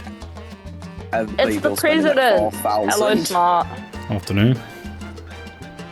Oh, he's betting 30. I'm stuck inside of the toilet. She's matched it. This should cover all the costs. You're not stuck, the door is... mine as well. We've got a ace. Is that an ace? There you are. Keep hanging them. Beef. Put those away. Hello, Nikki. We've got an ace. He's bet 30. What is thy payment? Sorry? What is your payment? How much do you pay? This was a really cool place. Everyone was gathering up, having fun, and just generally laughing together. so wrong. There are so many people in. I would like one piece of chicken, please. While all of the players were filling their bellies with cooked food, I was called to leave the restaurant early because one of my tribe members, Bop, had informed me that he had finished work on the prison down next to the pyramid. Walking inside, I was expecting to see a modern prison, but instead I saw this thing covered in spikes. It looked a lot more like a torture chamber kind of den than it did a prison. Anyway, as I walked inside, there was a sign saying abandon all hope to anyone inside of this prison, and then going deeper down, it got a lot worse. This looks horrible, dude. What the hell? There was a total of 2 caged and metal spiked cells in which we could hold prisoners. Prisons are meant to be. Yes. It's good that my team was excited because Hendrik had just given me the call that he would soon be arriving at the COE Hall. Hendrik had arrived, and as I opened the door, I could see he was accidentally holding C4 and a detonator in his hand. He quickly removed it, but my teammate Shern had seen, and so we had a slight change of plans. Hey man, what the fuck is this? Get him now, guys. Why? What did I do? What did I do? Anything you say will be used against you. Go down peacefully. Why would I? Why? What did I do wrong, man? You're under arrest. For what? We were getting close to knocking him out, but Hendrik's bowler timer began to run low. No, man. No, man. No, man. Stay the fuck alone. Yes. I got you. Hendrik was re-bowlered, and we would now need to fire as many trank darts as possible straight into him. Hopelessly jumping around, his shield and armor both getting low. This time, Hendrik didn't have any escape, and soon he was knocked out. Perfect. Someone fill him up with narcotics. He was secured, but that was only the easy part. Okay, let's move him down. I'm just giving them. Oh! C4! Someone had just blown down an entire COE wall. Suspecting this was Hendrik's teammate Rusty, my men moved out to try and find him. Wait. Be careful. He's on the left side. This was more serious. We were now blown from a different side, meaning Green Onion was also here. I went and grabbed Hendrik's handcuffed body to try and escort him downstairs to safety. Someone follow me. As we kept moving down and down, I had heard the news that my team had killed both of the attackers. Now it was time to focus on the real issue, getting Hendrik down to the prison. Guys, I'll run with you guys. I'll run with you guys if you... Otherwise you can kill me. Otherwise you can kill me if I run off. If I run off, you can kill me. Okay, Hendrik here. Down here. Yeah? Let's go. Down here, follow me. Guy in the right gear. Me. Follow me. He was actually complying, and I was really excited to show him the surprise I had waiting down in the prison for him.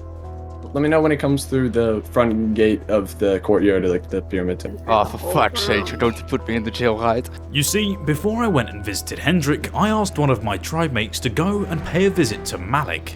Come on, keep walking. There had been a lot of rumours going round about his amazing talent show performance. And what better way to welcome Hendrik than a private show? Inside here, please, Hendrik. No. Hendrik, please, inside. Thank you. Right. Hello, Malik. Let me out. Dear Gwitch, Hendrik. Please go inside. Tell me I'm winning. Let me bring out a torch so we have a little bit of light. Hendrik, please move up those stairs. Thank the cell you. to your right, if you please. Cell to your right is your cell. Now run. This one here. No. Think of it as Animal. No. Okay. If we could just have Malik go inside the cell with him. No. Malik? You see, Hendrik, I'm not here to be punished. I am the punishment. I'm in the thick of it. Everybody knows. They know me where it snows. I skid in and they froze. I don't know. After we had had our fun tormenting and torturing Hendrik, Malik headed back to Ireland and we went back to the hall. Tomorrow, the questioning of Hendrik would begin and I would find out everything.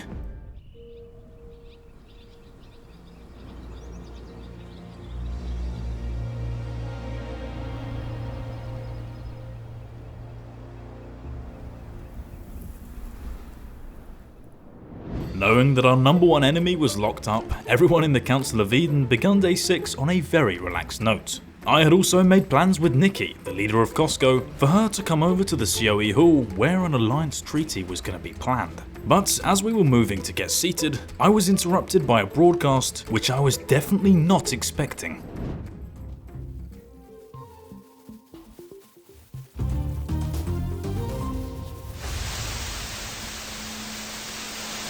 This message is to all who stand with dictatorship. Together, we were meant to form a council. So answer me this. Why are people put behind bars without a vote? Why were decisions hidden in contracts and signed before open discussion? So you must understand this, that every time you act without consent, something will be taken from you.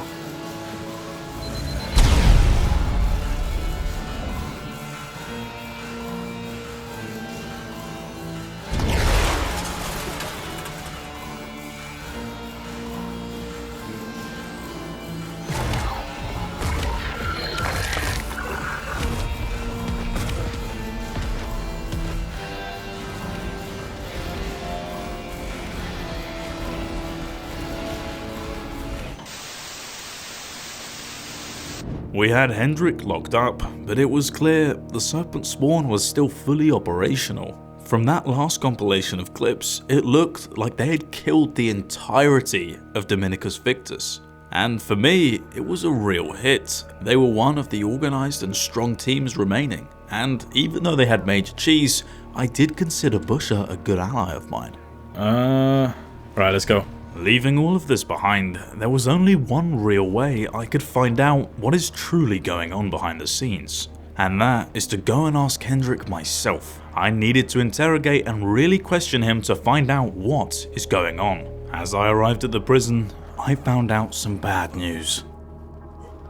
Hendrik's been broken out. Oh my god, the prison's literally been blown up. Fuck. Oh my days. Oh no. Hendrik's gone, guys. Hendrik is not here. Wait, let me see if his body's in here.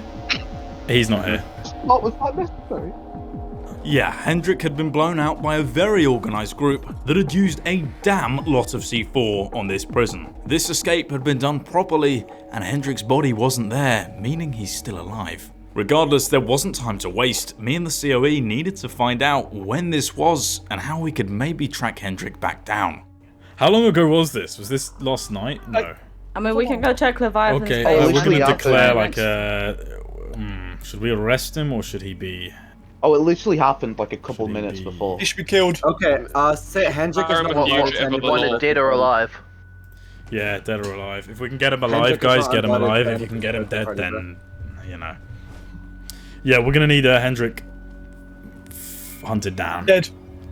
No. I think he's now a serious threat. I had sent out a message to all groups of the server saying that Hendrik's a kill on sight. Across the globe, we arrive in New Zealand on Hendrik's point of view, where he's out with C4 taking some revenge. As we know, the reason Hendrik got so hated upon was because of these two, Glenn's Air Force and UK Walmart. Earlier on, they had outed Hendrik to both me and the entirety of the council. Having his personal conversations and private messages handed out to the public, Hendrik would not let this slide. Oh, the base is being raided. We're being attacked, guys. They've just blown up shit. The New Zealand trio, realizing they've been blown, urgently flew down to the castle to try and find out what's going on. Hendrik continued to blow more and more parts of the building while running through relentlessly.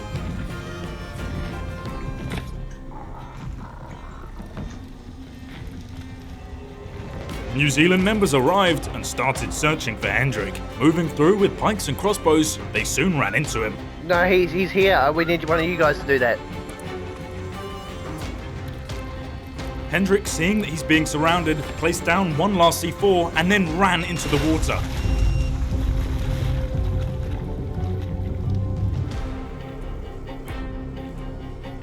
He's in the water, he's in the water.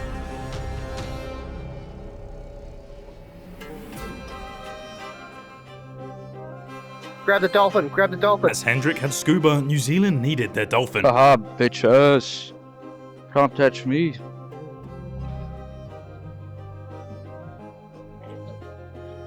It's Hendrik. Realizing it was Hendrik, and hearing my call from earlier saying he's a kill on sight, they sprung into action to execute him. He's dropping C4, he's dropping C4.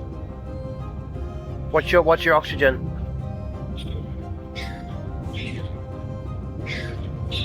He had just killed this very dolphin. Run, Deadrocks, run. Deadrocks, the third New Zealand player, was now here on foot with no scuba gear. But then Hendrik started to focus Glenn on the Thycolio. I better die. Being C4'd, he was also now getting very low on oxygen. With little health remaining, it wasn't looking good for Glenn. He was dead. I'm dead.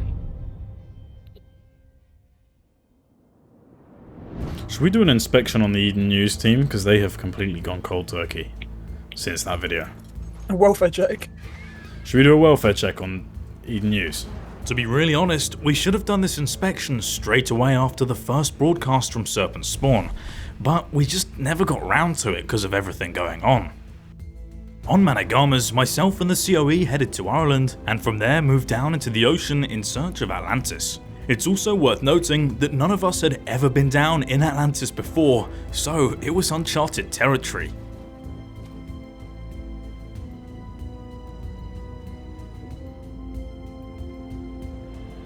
I can't see inside. There's a guy on the raft as well. Yeah, there's shit here, there's shit here. Serpent Spawn. There's a guy on the raft. Serpent Spawn. Serpent. Oh my god.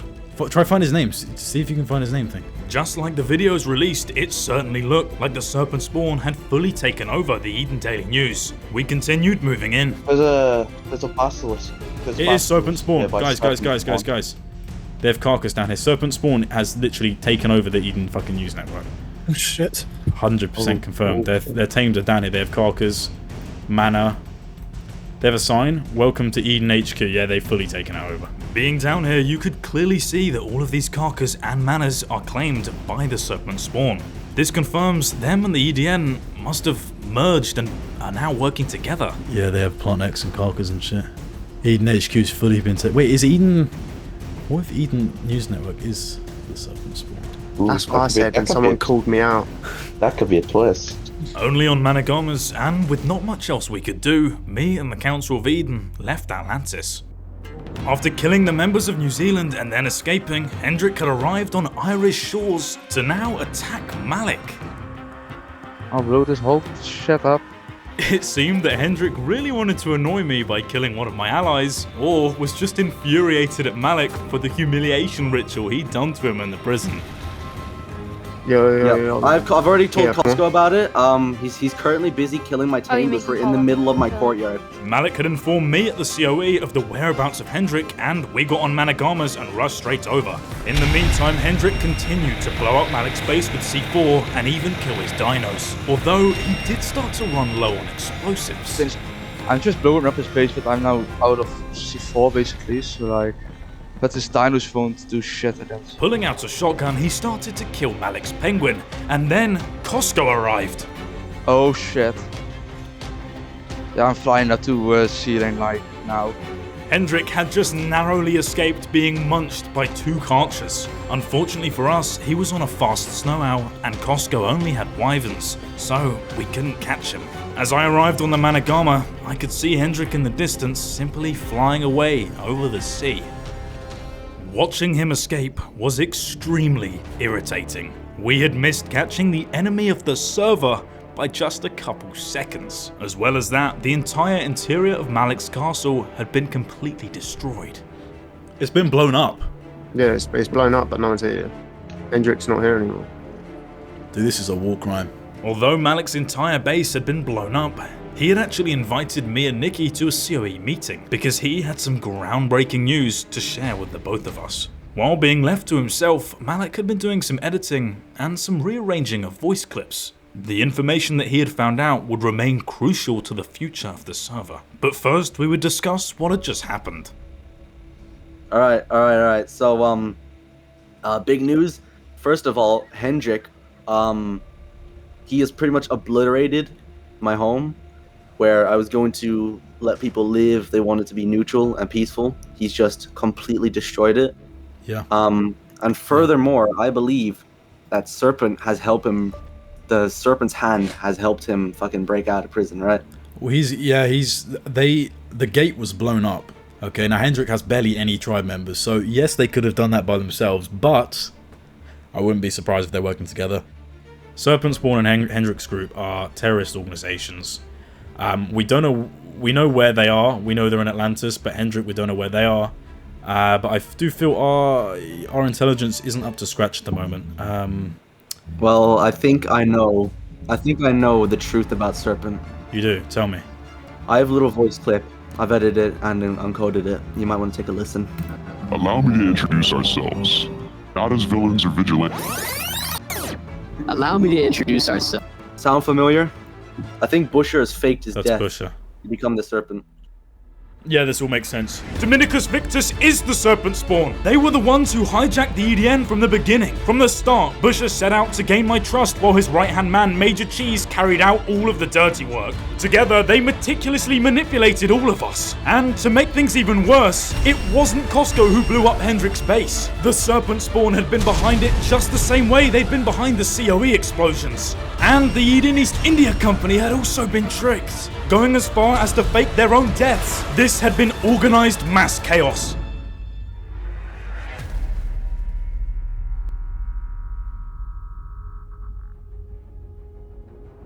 Thanks to the soloist named Malik, the veil had been unlifted, and we had gained a small bit of power. We knew where they lived, we knew who they were, we just didn't know how many people they had. So we'd try and find that out. When we went down there, with our manners, Powerpoof was on the Karka defending Serpent's base. So Powerpoof might not be, I don't know, maybe they haven't taken hostage, maybe they're working together, but they must have decent numbers, especially if Bush has faked his death. You have the whole of Dominicus Victus, who were quite heavily armed. You have Eden Daily News, which I don't know if they were armed or not, but they, they've been left to their own thing. And Hendrik's team, which is I think a few survivors. We're looking at maybe like between 12 and 15 people that we're up against. And they're in Atlantis, which is a very difficult place to go into and fight. Okay. Oh shit! Oh shit! The entrance of the COE hall had been blown up, and it was by no one else but Hendrik. He had hit and killed New Zealand, he had destroyed all of Malik's base, and now he was here to rain terror upon the COE. Myself, my team, Nikki and Malik all sprung into positions to try and find where Hendrik was. I'm around the other side. I've walked around the other side by the other gate. After initially targeting the hall, Hendrik moved down to the middle layer to target the main base, and he was right at work detonating C4. I ran out, saw Hendrik, and began firing upon him. Guy here, I got him. Oh my god, he's so fucking low. His chest plate's gone, helmet's gone as well. Shotgun him twice. While holding our position, we had learnt some even worse news. Hendrik had just been backed up by the serpent spawn. Bowler them off. Careful with lightning zap. Someone get him? No, it's the wyvern's blocking the bowler. Just use shotguns. Careful, Plane X. Yeah. We can bowler him. Oh my god. Bowler him, Reginald. He's trying to C4, watch out. Got one. They bowlered me. I'm shotgunning him. You good? He's got a shield. Fuck, I think I'm gonna. No. Get him. I had dealt a lot of damage, but was now on half health and needed to fall back. As I did, people started flurrying inside of our base. His back's gone. He's so fucking... Get his legs. Then Hendrik came in on his snow owl. I think the snow owl's stuck. What's up? Snow owl's stuck. Get it. Nice. Kill it. We had disabled Hendrik's snow owl and he was left on foot inside our base. Nearly dead. It's dead. Yes. It's Hendrik. Guys inside. That's Hendrik. I'm so fucking low. I am so fucking low. As my team continued to deal with Hendrik, I had to retreat to the corner because I was about to die. Inside the base, Hendrik had been blinded by our Plant X and was now firing his shotgun with no aim. I can't get in this. I need the Alpha. Hendrik's dead! Huge! We had successfully killed Hendrik, but we couldn't rest because our members were still dying everywhere. Hit him a few times. They ran there. More and more Council of Eden members began to perish, and before long the serpent spawn started to infiltrate the main section of the base. As I came out of my corner with my shotgun, I was met on foot with direct serpent spawn resistance. Okay, don't kill him. Try and knock him out. Melee him. Everyone in there, melee him. I got arc nades. It looked like I was the last remaining COE player, and Busher was giving me the benefit of the doubt by telling his group not to kill me. They were trying to knock me out and take me prisoner, but I was not gonna let this happen. I was running around and eventually I found my Pteranodon, which I hopped on and flew straight out of the base. Trying to escape, my Pteranodon got stuck in the door and I had to go on foot. It's not going well. Running past an enemy player with his wyvern, I sprinted down the walkway in search of a tame. But as of now, I couldn't see anything. I needed to find a place to hide. I'm hiding. He sees me. A player from Serpent Spawn had spotted me and I was begging him to take me hostage.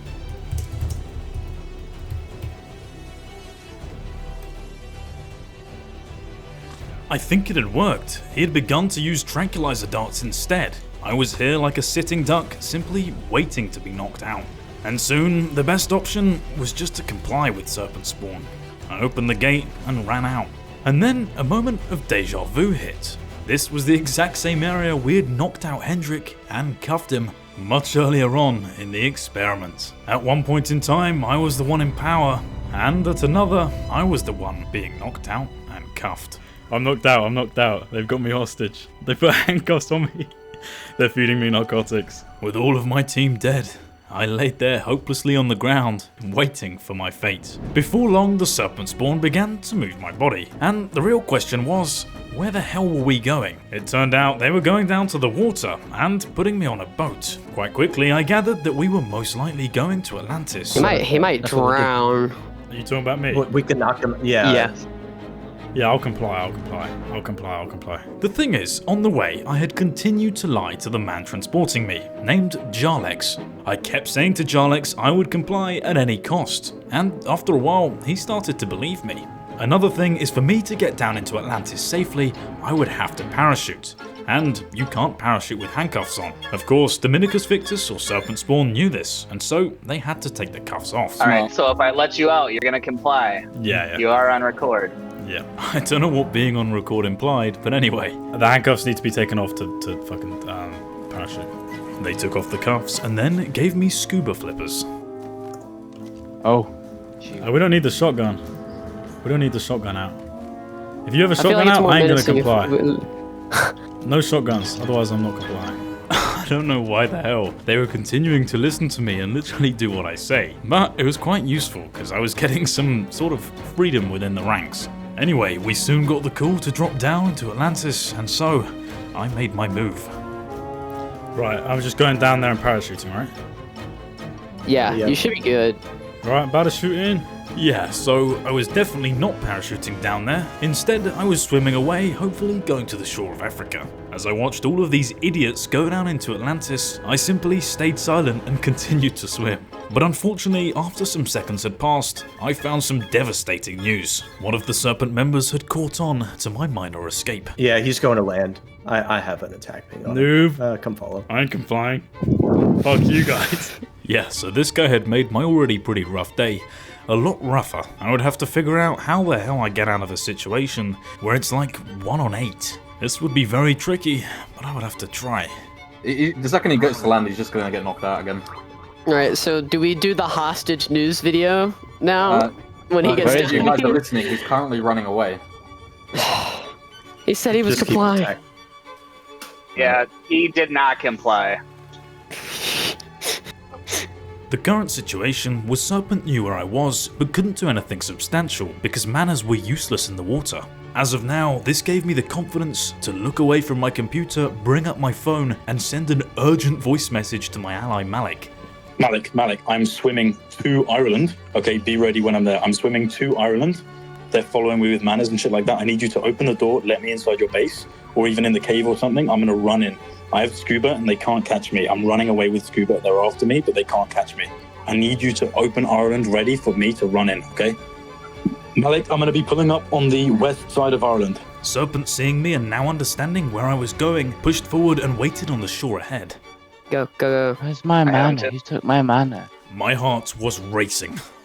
Pollard, smart's Pollard. Busher had managed to land the bowler on me, but I still had a shield to defend from the trank darts. To make things better, they hadn't even brought trank guns. Only one of them was armed, and it was just a crossbow. This gave me just enough time to get out of the bowler and run up to Malik's castle. Shoot him in the ass, on the run again.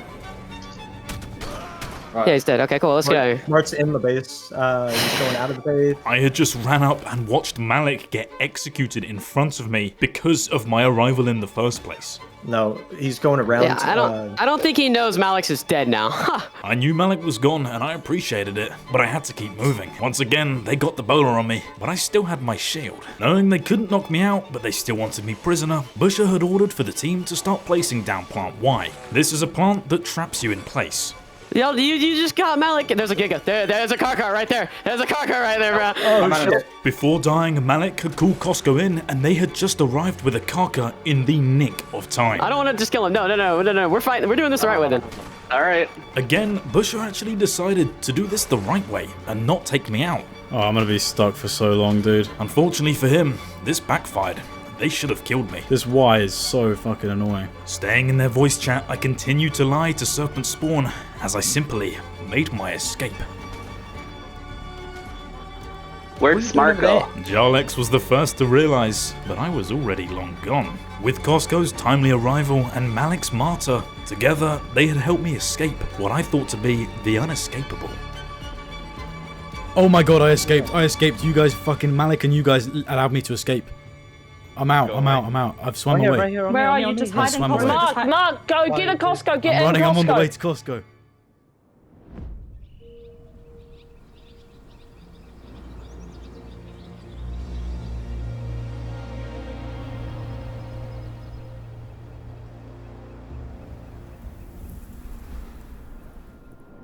On the map of Eden, Atlantis is considered the most overpowered base spot there is. You have your own underwater bubble that you can shoot out of and even fly inside. To make matters worse, the EDN and Dominicus Victus combined party, the Serpent Spawn, had amassed themselves a large militant force, consisting of wyverns, carcas, therizinosaurs, and many smaller tames. They would be a very hard nut to crack, but technically, with Costco, not impossible. Although, their base location shouldn't have been our biggest concern. Behind the scenes, Major Cheese was flying down to Australia on his snow owl. Apparently, he was going to have diplomatic talks with Shoulder Man. For us, this would be a huge problem. If Major Cheese and the Serpent Spawn managed to convince Shoulder Man to join sides, they would be granted access to all of Shoulder Man's elements. With this, they could craft unholy weapons. But hopefully, just hopefully, it wouldn't happen. For 7 days straight, Los Pollos Hermanos had stayed out of every single conflict. Honestly, now that I'm looking at everything they had, they should have got damn more involved. These guys were stocked up to the brim. Inside, it was pretty much a factory. Vicolios, parasaurs, snow owls, breeding everywhere. Still, Los Pollos Hermanos continued to stay passive and wasn't interested in getting involved in any of the server's problems. Their members, although operating like a real military-industrial complex, was mostly hoping that one day we could have server-wide peace again and that they could continue to sell more and more chicken. I was all by myself in the wilderness, running through the depths of Norway. The plan was to get close enough to contact Costco and then attempt to join their team. Running down into Denmark, I was able to join Costco's VC. Telling the entire team my story and them being in absolute disbelief that I'm even alive meant that they were rather fast to send out someone to quickly collect me. Oh my god, who's on the snow owl? Oh my god. That's me. Following the owl on foot, I was then led to a pteranodon to pick me up and take me over to the main base. I guess from here onwards, this was my new group. You're good, you're in a Why safer is my area. snow being hurt? What's happening to my snow? What's it doing? Calm down. No way, I cannot believe I escaped that. What the fuck? I was honestly amazed at the fact that somehow Serpent Spawner had me in cuffs, locked to a chair. The next minute I'm swimming away, the next minute Malik is dead, and now I'm inside Costco's group. All of this had been so unexpected. But we go to Shoulder Man, and he was once again running another boss. At this point in time, him and Danuli had ran the boss so many times that they pretty much had a damn outline in place for how to do it. Oh, of course I spawned on the side closer to the brood. They were fighting the Broodmother, a massive, scary-looking spider thing. They don't seem very aggressive. Oh, they're aggressive. They're angry. We need them to get all around. The tactic here was Shoulder Man and Danuli whistle all of the unridden tames to attack the Broodmother and then give it a buff with the dino that Shoulder Man is riding, a Uti. I got webbed. Oh, some of them are getting quite low. She does not give a fuck. Yeah, there's a lot of them just not hitting because they're too low down. And they're just getting hit and not hitting back. Yeah. Some of the tames weren't attacking in the correct direction, so Shoulder Man would have to go around the side and whistle them to a different part of the Broodmother. I mean, they kind of moved her a little bit, but yeah, it's still kind of shit. We might gave them a little heal. Continuing to buff their tames, the Broodmother was getting low. Yes. Damage now, but I think I don't want to get off in case it's more and more tames started to die, and so Shoulder Man pulled out his shotgun. This dealt a lot more damage. I'm shotgunning it as well. Do a buff. None of them are buffed at the moment. Actually, Just keep shotgunning it. that's what I've been doing. I've got 80 ammo left. I've used 200. I've got loads. Of course, I haven't been shotgunning it as much as you. Yeah, we're good. I think we're gonna pull this off today,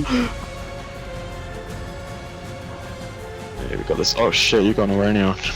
Coming at your ass. Oh, there goes one. We lost one. No, that was my favourite one. Jimmy! No! They had successfully killed the boss yet another time. They could now go down and collect even more elements. We should collect our reward. Let me get in there, let me get in. Come here, Denoli. Let me get in there. At this point in time, they had amassed a huge amount of elements. It could be used for many different things, but before we find out what they made, we go to France. Good afternoon, my friend. Hello. Please, come down. So, someone that used to live relatively close to the COE was constructing a big tower, and well, when he found out I was still alive, he had offered me an invite. Yeah, we got, my team got wiped out, but I escaped. I actually got held captive, but I managed to escape. It was like this cool fucking prison escape. It was really cool. I go to your base and it's blown open everywhere. Passing over Italy and Greece, we soon found his tower. Whoa! So what's the aim of the tower? I don't know, as I said, but I will show you inside. There's only one thing inside, but I think it's I have absolutely no idea what the point of this tower was, but I let the guy continue explaining. Oh yeah, just get rid of this. It means I am. Okay. Yeah, just step inside. They have yeah, this is it. Get in the elevator. He has constructed a full-blown elevator inside of this random tower. Alright, let's move. Yeah, I noticed it while I was playing around. It actually works. Well, this is gonna take. Got different floors. I think it takes like a minute. Okay, I thought we would be at the top by now, but we're not. Eventually, after about 2 minutes reaching the top, I realized there was nothing up here. How do I get back down? Yeah, you can press the call elevator on the thingy. This guy had been playing for 7 days straight, building an elevator and a tower, so I had to show my respects. I'm gonna declare you our #1 ally. I feel we can gain significant military and strategic monitoring surveillance through this large tower that you built. It's perfect. Just drop me here. Declaring him our #1 ally for surveillance technology, he kindly dropped me off at the Council of Eden, and for the next 15 minutes I wanted to stay here and maybe rebuild the hall, because in future we could possibly host more meetings. I had done a lot of rebuilding and then got an urgent call from Costco. Oh, they're coming in. They're coming? Where? Ping, ping, ping. They're up in the air, they're up in the air. Costco had let me know that the Serpent Spawn were directly at their base. Okay, what's the situation going on? They're doing the same thing as yesterday. They pushed with the Giga. Pushing with Gigas, it couldn't get any worse, but it definitely did. Oh, there's Max, there's Max. Is there actually? What? There are multiple Max. There's 2 Max. Bro, 2 mechs? They've got a shield generator. Shield generator? What the fuck? Why is Shoulder Man? Shoulder Man had allied with the Serpent Spawn, and by using all of the element they had collected over the last 7 days, Serpent Spawn had control of 2 entire mechs. This was incredibly dangerous, and it was all because of Australia. This is what happened when you claim my fucking land. And this is what happens when you think you can take Australia. Mechs at the back, not the front. This made things more difficult, but it was still possible to win the war. We advanced out on Thylers. Mechs there, both? Well, the mechs are back in the water as well. They're dipping, they're going. Such a hard watch, I can't lie. What, are they just gonna run away? Like, what's... If we could get close enough, we could deal damage. But the mechs were so maneuverable in the water, they just kept retreating and coming back. Around the base? Mana, you got the mana traps. Get the mana. Play his traps, get the mana. Back at base, this guy's mana was stuck, and we were able to pick him off. Mana's gone. Nice. Seeing that the mechs were on the south of England, we moved up to Scotland. We're behind them, we're flanking them. Guys, all 3 Thylers are behind flanking. Listen, you need to push up now. As me and a few other Thyler riders were behind the mechs, we called in the Gigas and Karchers to push forward if they could. Thylers, go. Thylers, yeah. Performing a good advance and hitting the mechs from both sides, they were soon forced to retreat and leave England. I'm gonna die, I'm dead. Unfortunately, as they moved up north, the mechs managed to get a foothold on Scotland, where they stood their ground. On the mechs again, guys. Thylers, back here. Back here. Thylas, what Damn it! Nice, well done. With absolutely no support from allied giggers or conchers, we were forced to retreat to the south of England, where we would then cross the English Channel to get back to base. While retreating, I was nearly hit dead by a mech. Oh my god! We were running for our lives. Oh my god, that Thylas gone, dude. Just keep jumping. We've left Thylas behind. They're gonna kill that really high level they have on them. For the time being, myself and Costco would retreat back to the main base to try and muster up a better defense. As we moved back to regroup, Serpent Spawn was doing the same.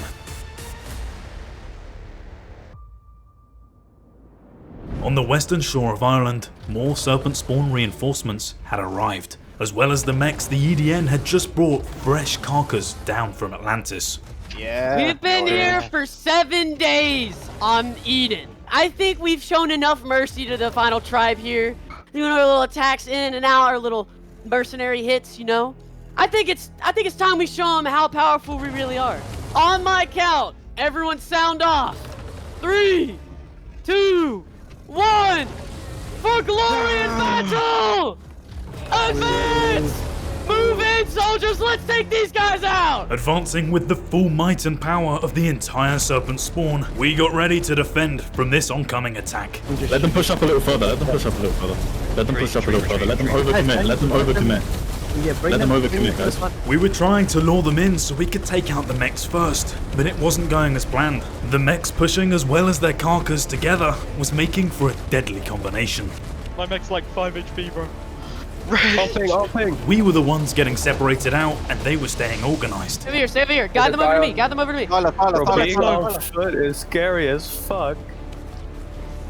My carcass dead. My carcass dead. My carcass Behind the dead. carcass. Yeah, my carcass pretty much dead. I need to pull out. I need to pull out. I need to pull out. Need to pull out as well. Although we had to pull out, one of their mechs was about to blow.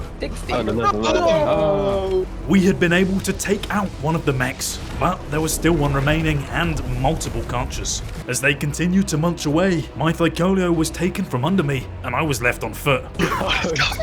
Tyler! Get the Tyler! While trying to escape, I had stumbled across the Flanders Fields graveyards. Being on foot, there was no other option than to simply try and hide. As I crouched down next to one of the graves concealing myself, a Serpent Spawn player was walking nearby, and it turned out to be Busher with a shotgun. Oh, I'm dead. Smart's dead. I killed Smart. Yeah. Revenge. The ultimate revenge. The Council of Eden ceased to exist as I was removed from the map and out of the experiment. It had been a great run, and I wished Costco all the luck I could.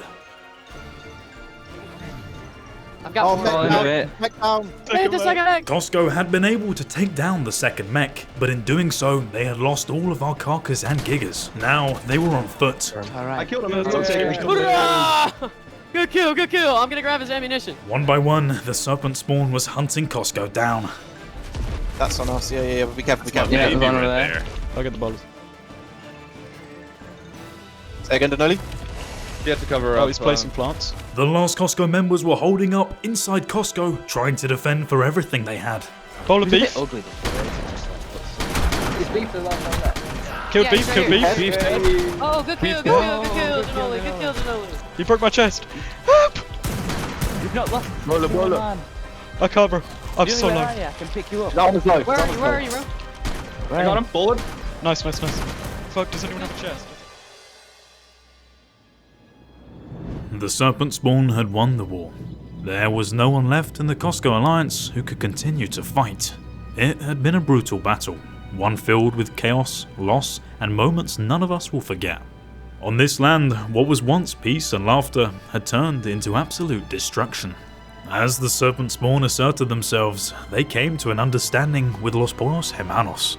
For the future, these groups would live in coexistence, agreeing to work together to maintain a lasting peace. Regardless of everything, I for one was proud of what the Council of Eden had achieved. Meetings were held, contracts were signed, and for a brief time, we operated as a real functioning government. But it does leave one to wonder, who was really in the right and who was in the wrong? Could we as the Council have handled things differently? Maybe then, the Serpent Spawn would have never needed to act this way. Anyway, as I lay dead in Flanders Fields, this marks the end of the experiment. Thanks again to War Thunder for sponsoring this video. Play for free on PC, console or mobile using my link below. New and returning players that hadn't played for at least 6 months can get a limited time bonus pack. Now, let me tell you a little bit about myself. This video that you have just watched has taken me almost 9 months to fully produce. Apart from some initial help at the start, I've been editing this all by myself. As you can probably tell, I absolutely love making this kind of content. But of course, I have a bigger aim in mind. I want to get one of these really long videos out every single month. To do this, I'm gonna need a team, and a big one. So I decided that alongside releasing this video, I would also launch my very own merch store. Welcome to a place where you'll find only the highest quality and best made products. For example, the Dark Civilization mouse mat that one of my early access customers has just received. Picture actually is outstanding. You little smack guy up there on a wyvern. It is super smooth, super high quality. I really like the rubber finish on the bottom, and it's absolutely a smashing mouse mat. With international shipping, I am really proud to launch this store. We've been working for a very long time to get you the best merchandise I can possibly offer. So if you want to help me build a production team and get one of these videos out every single month, click the link down below and make your order before the stock runs out. And if you want to play on the very map this video is filmed on, you can find it in the same place.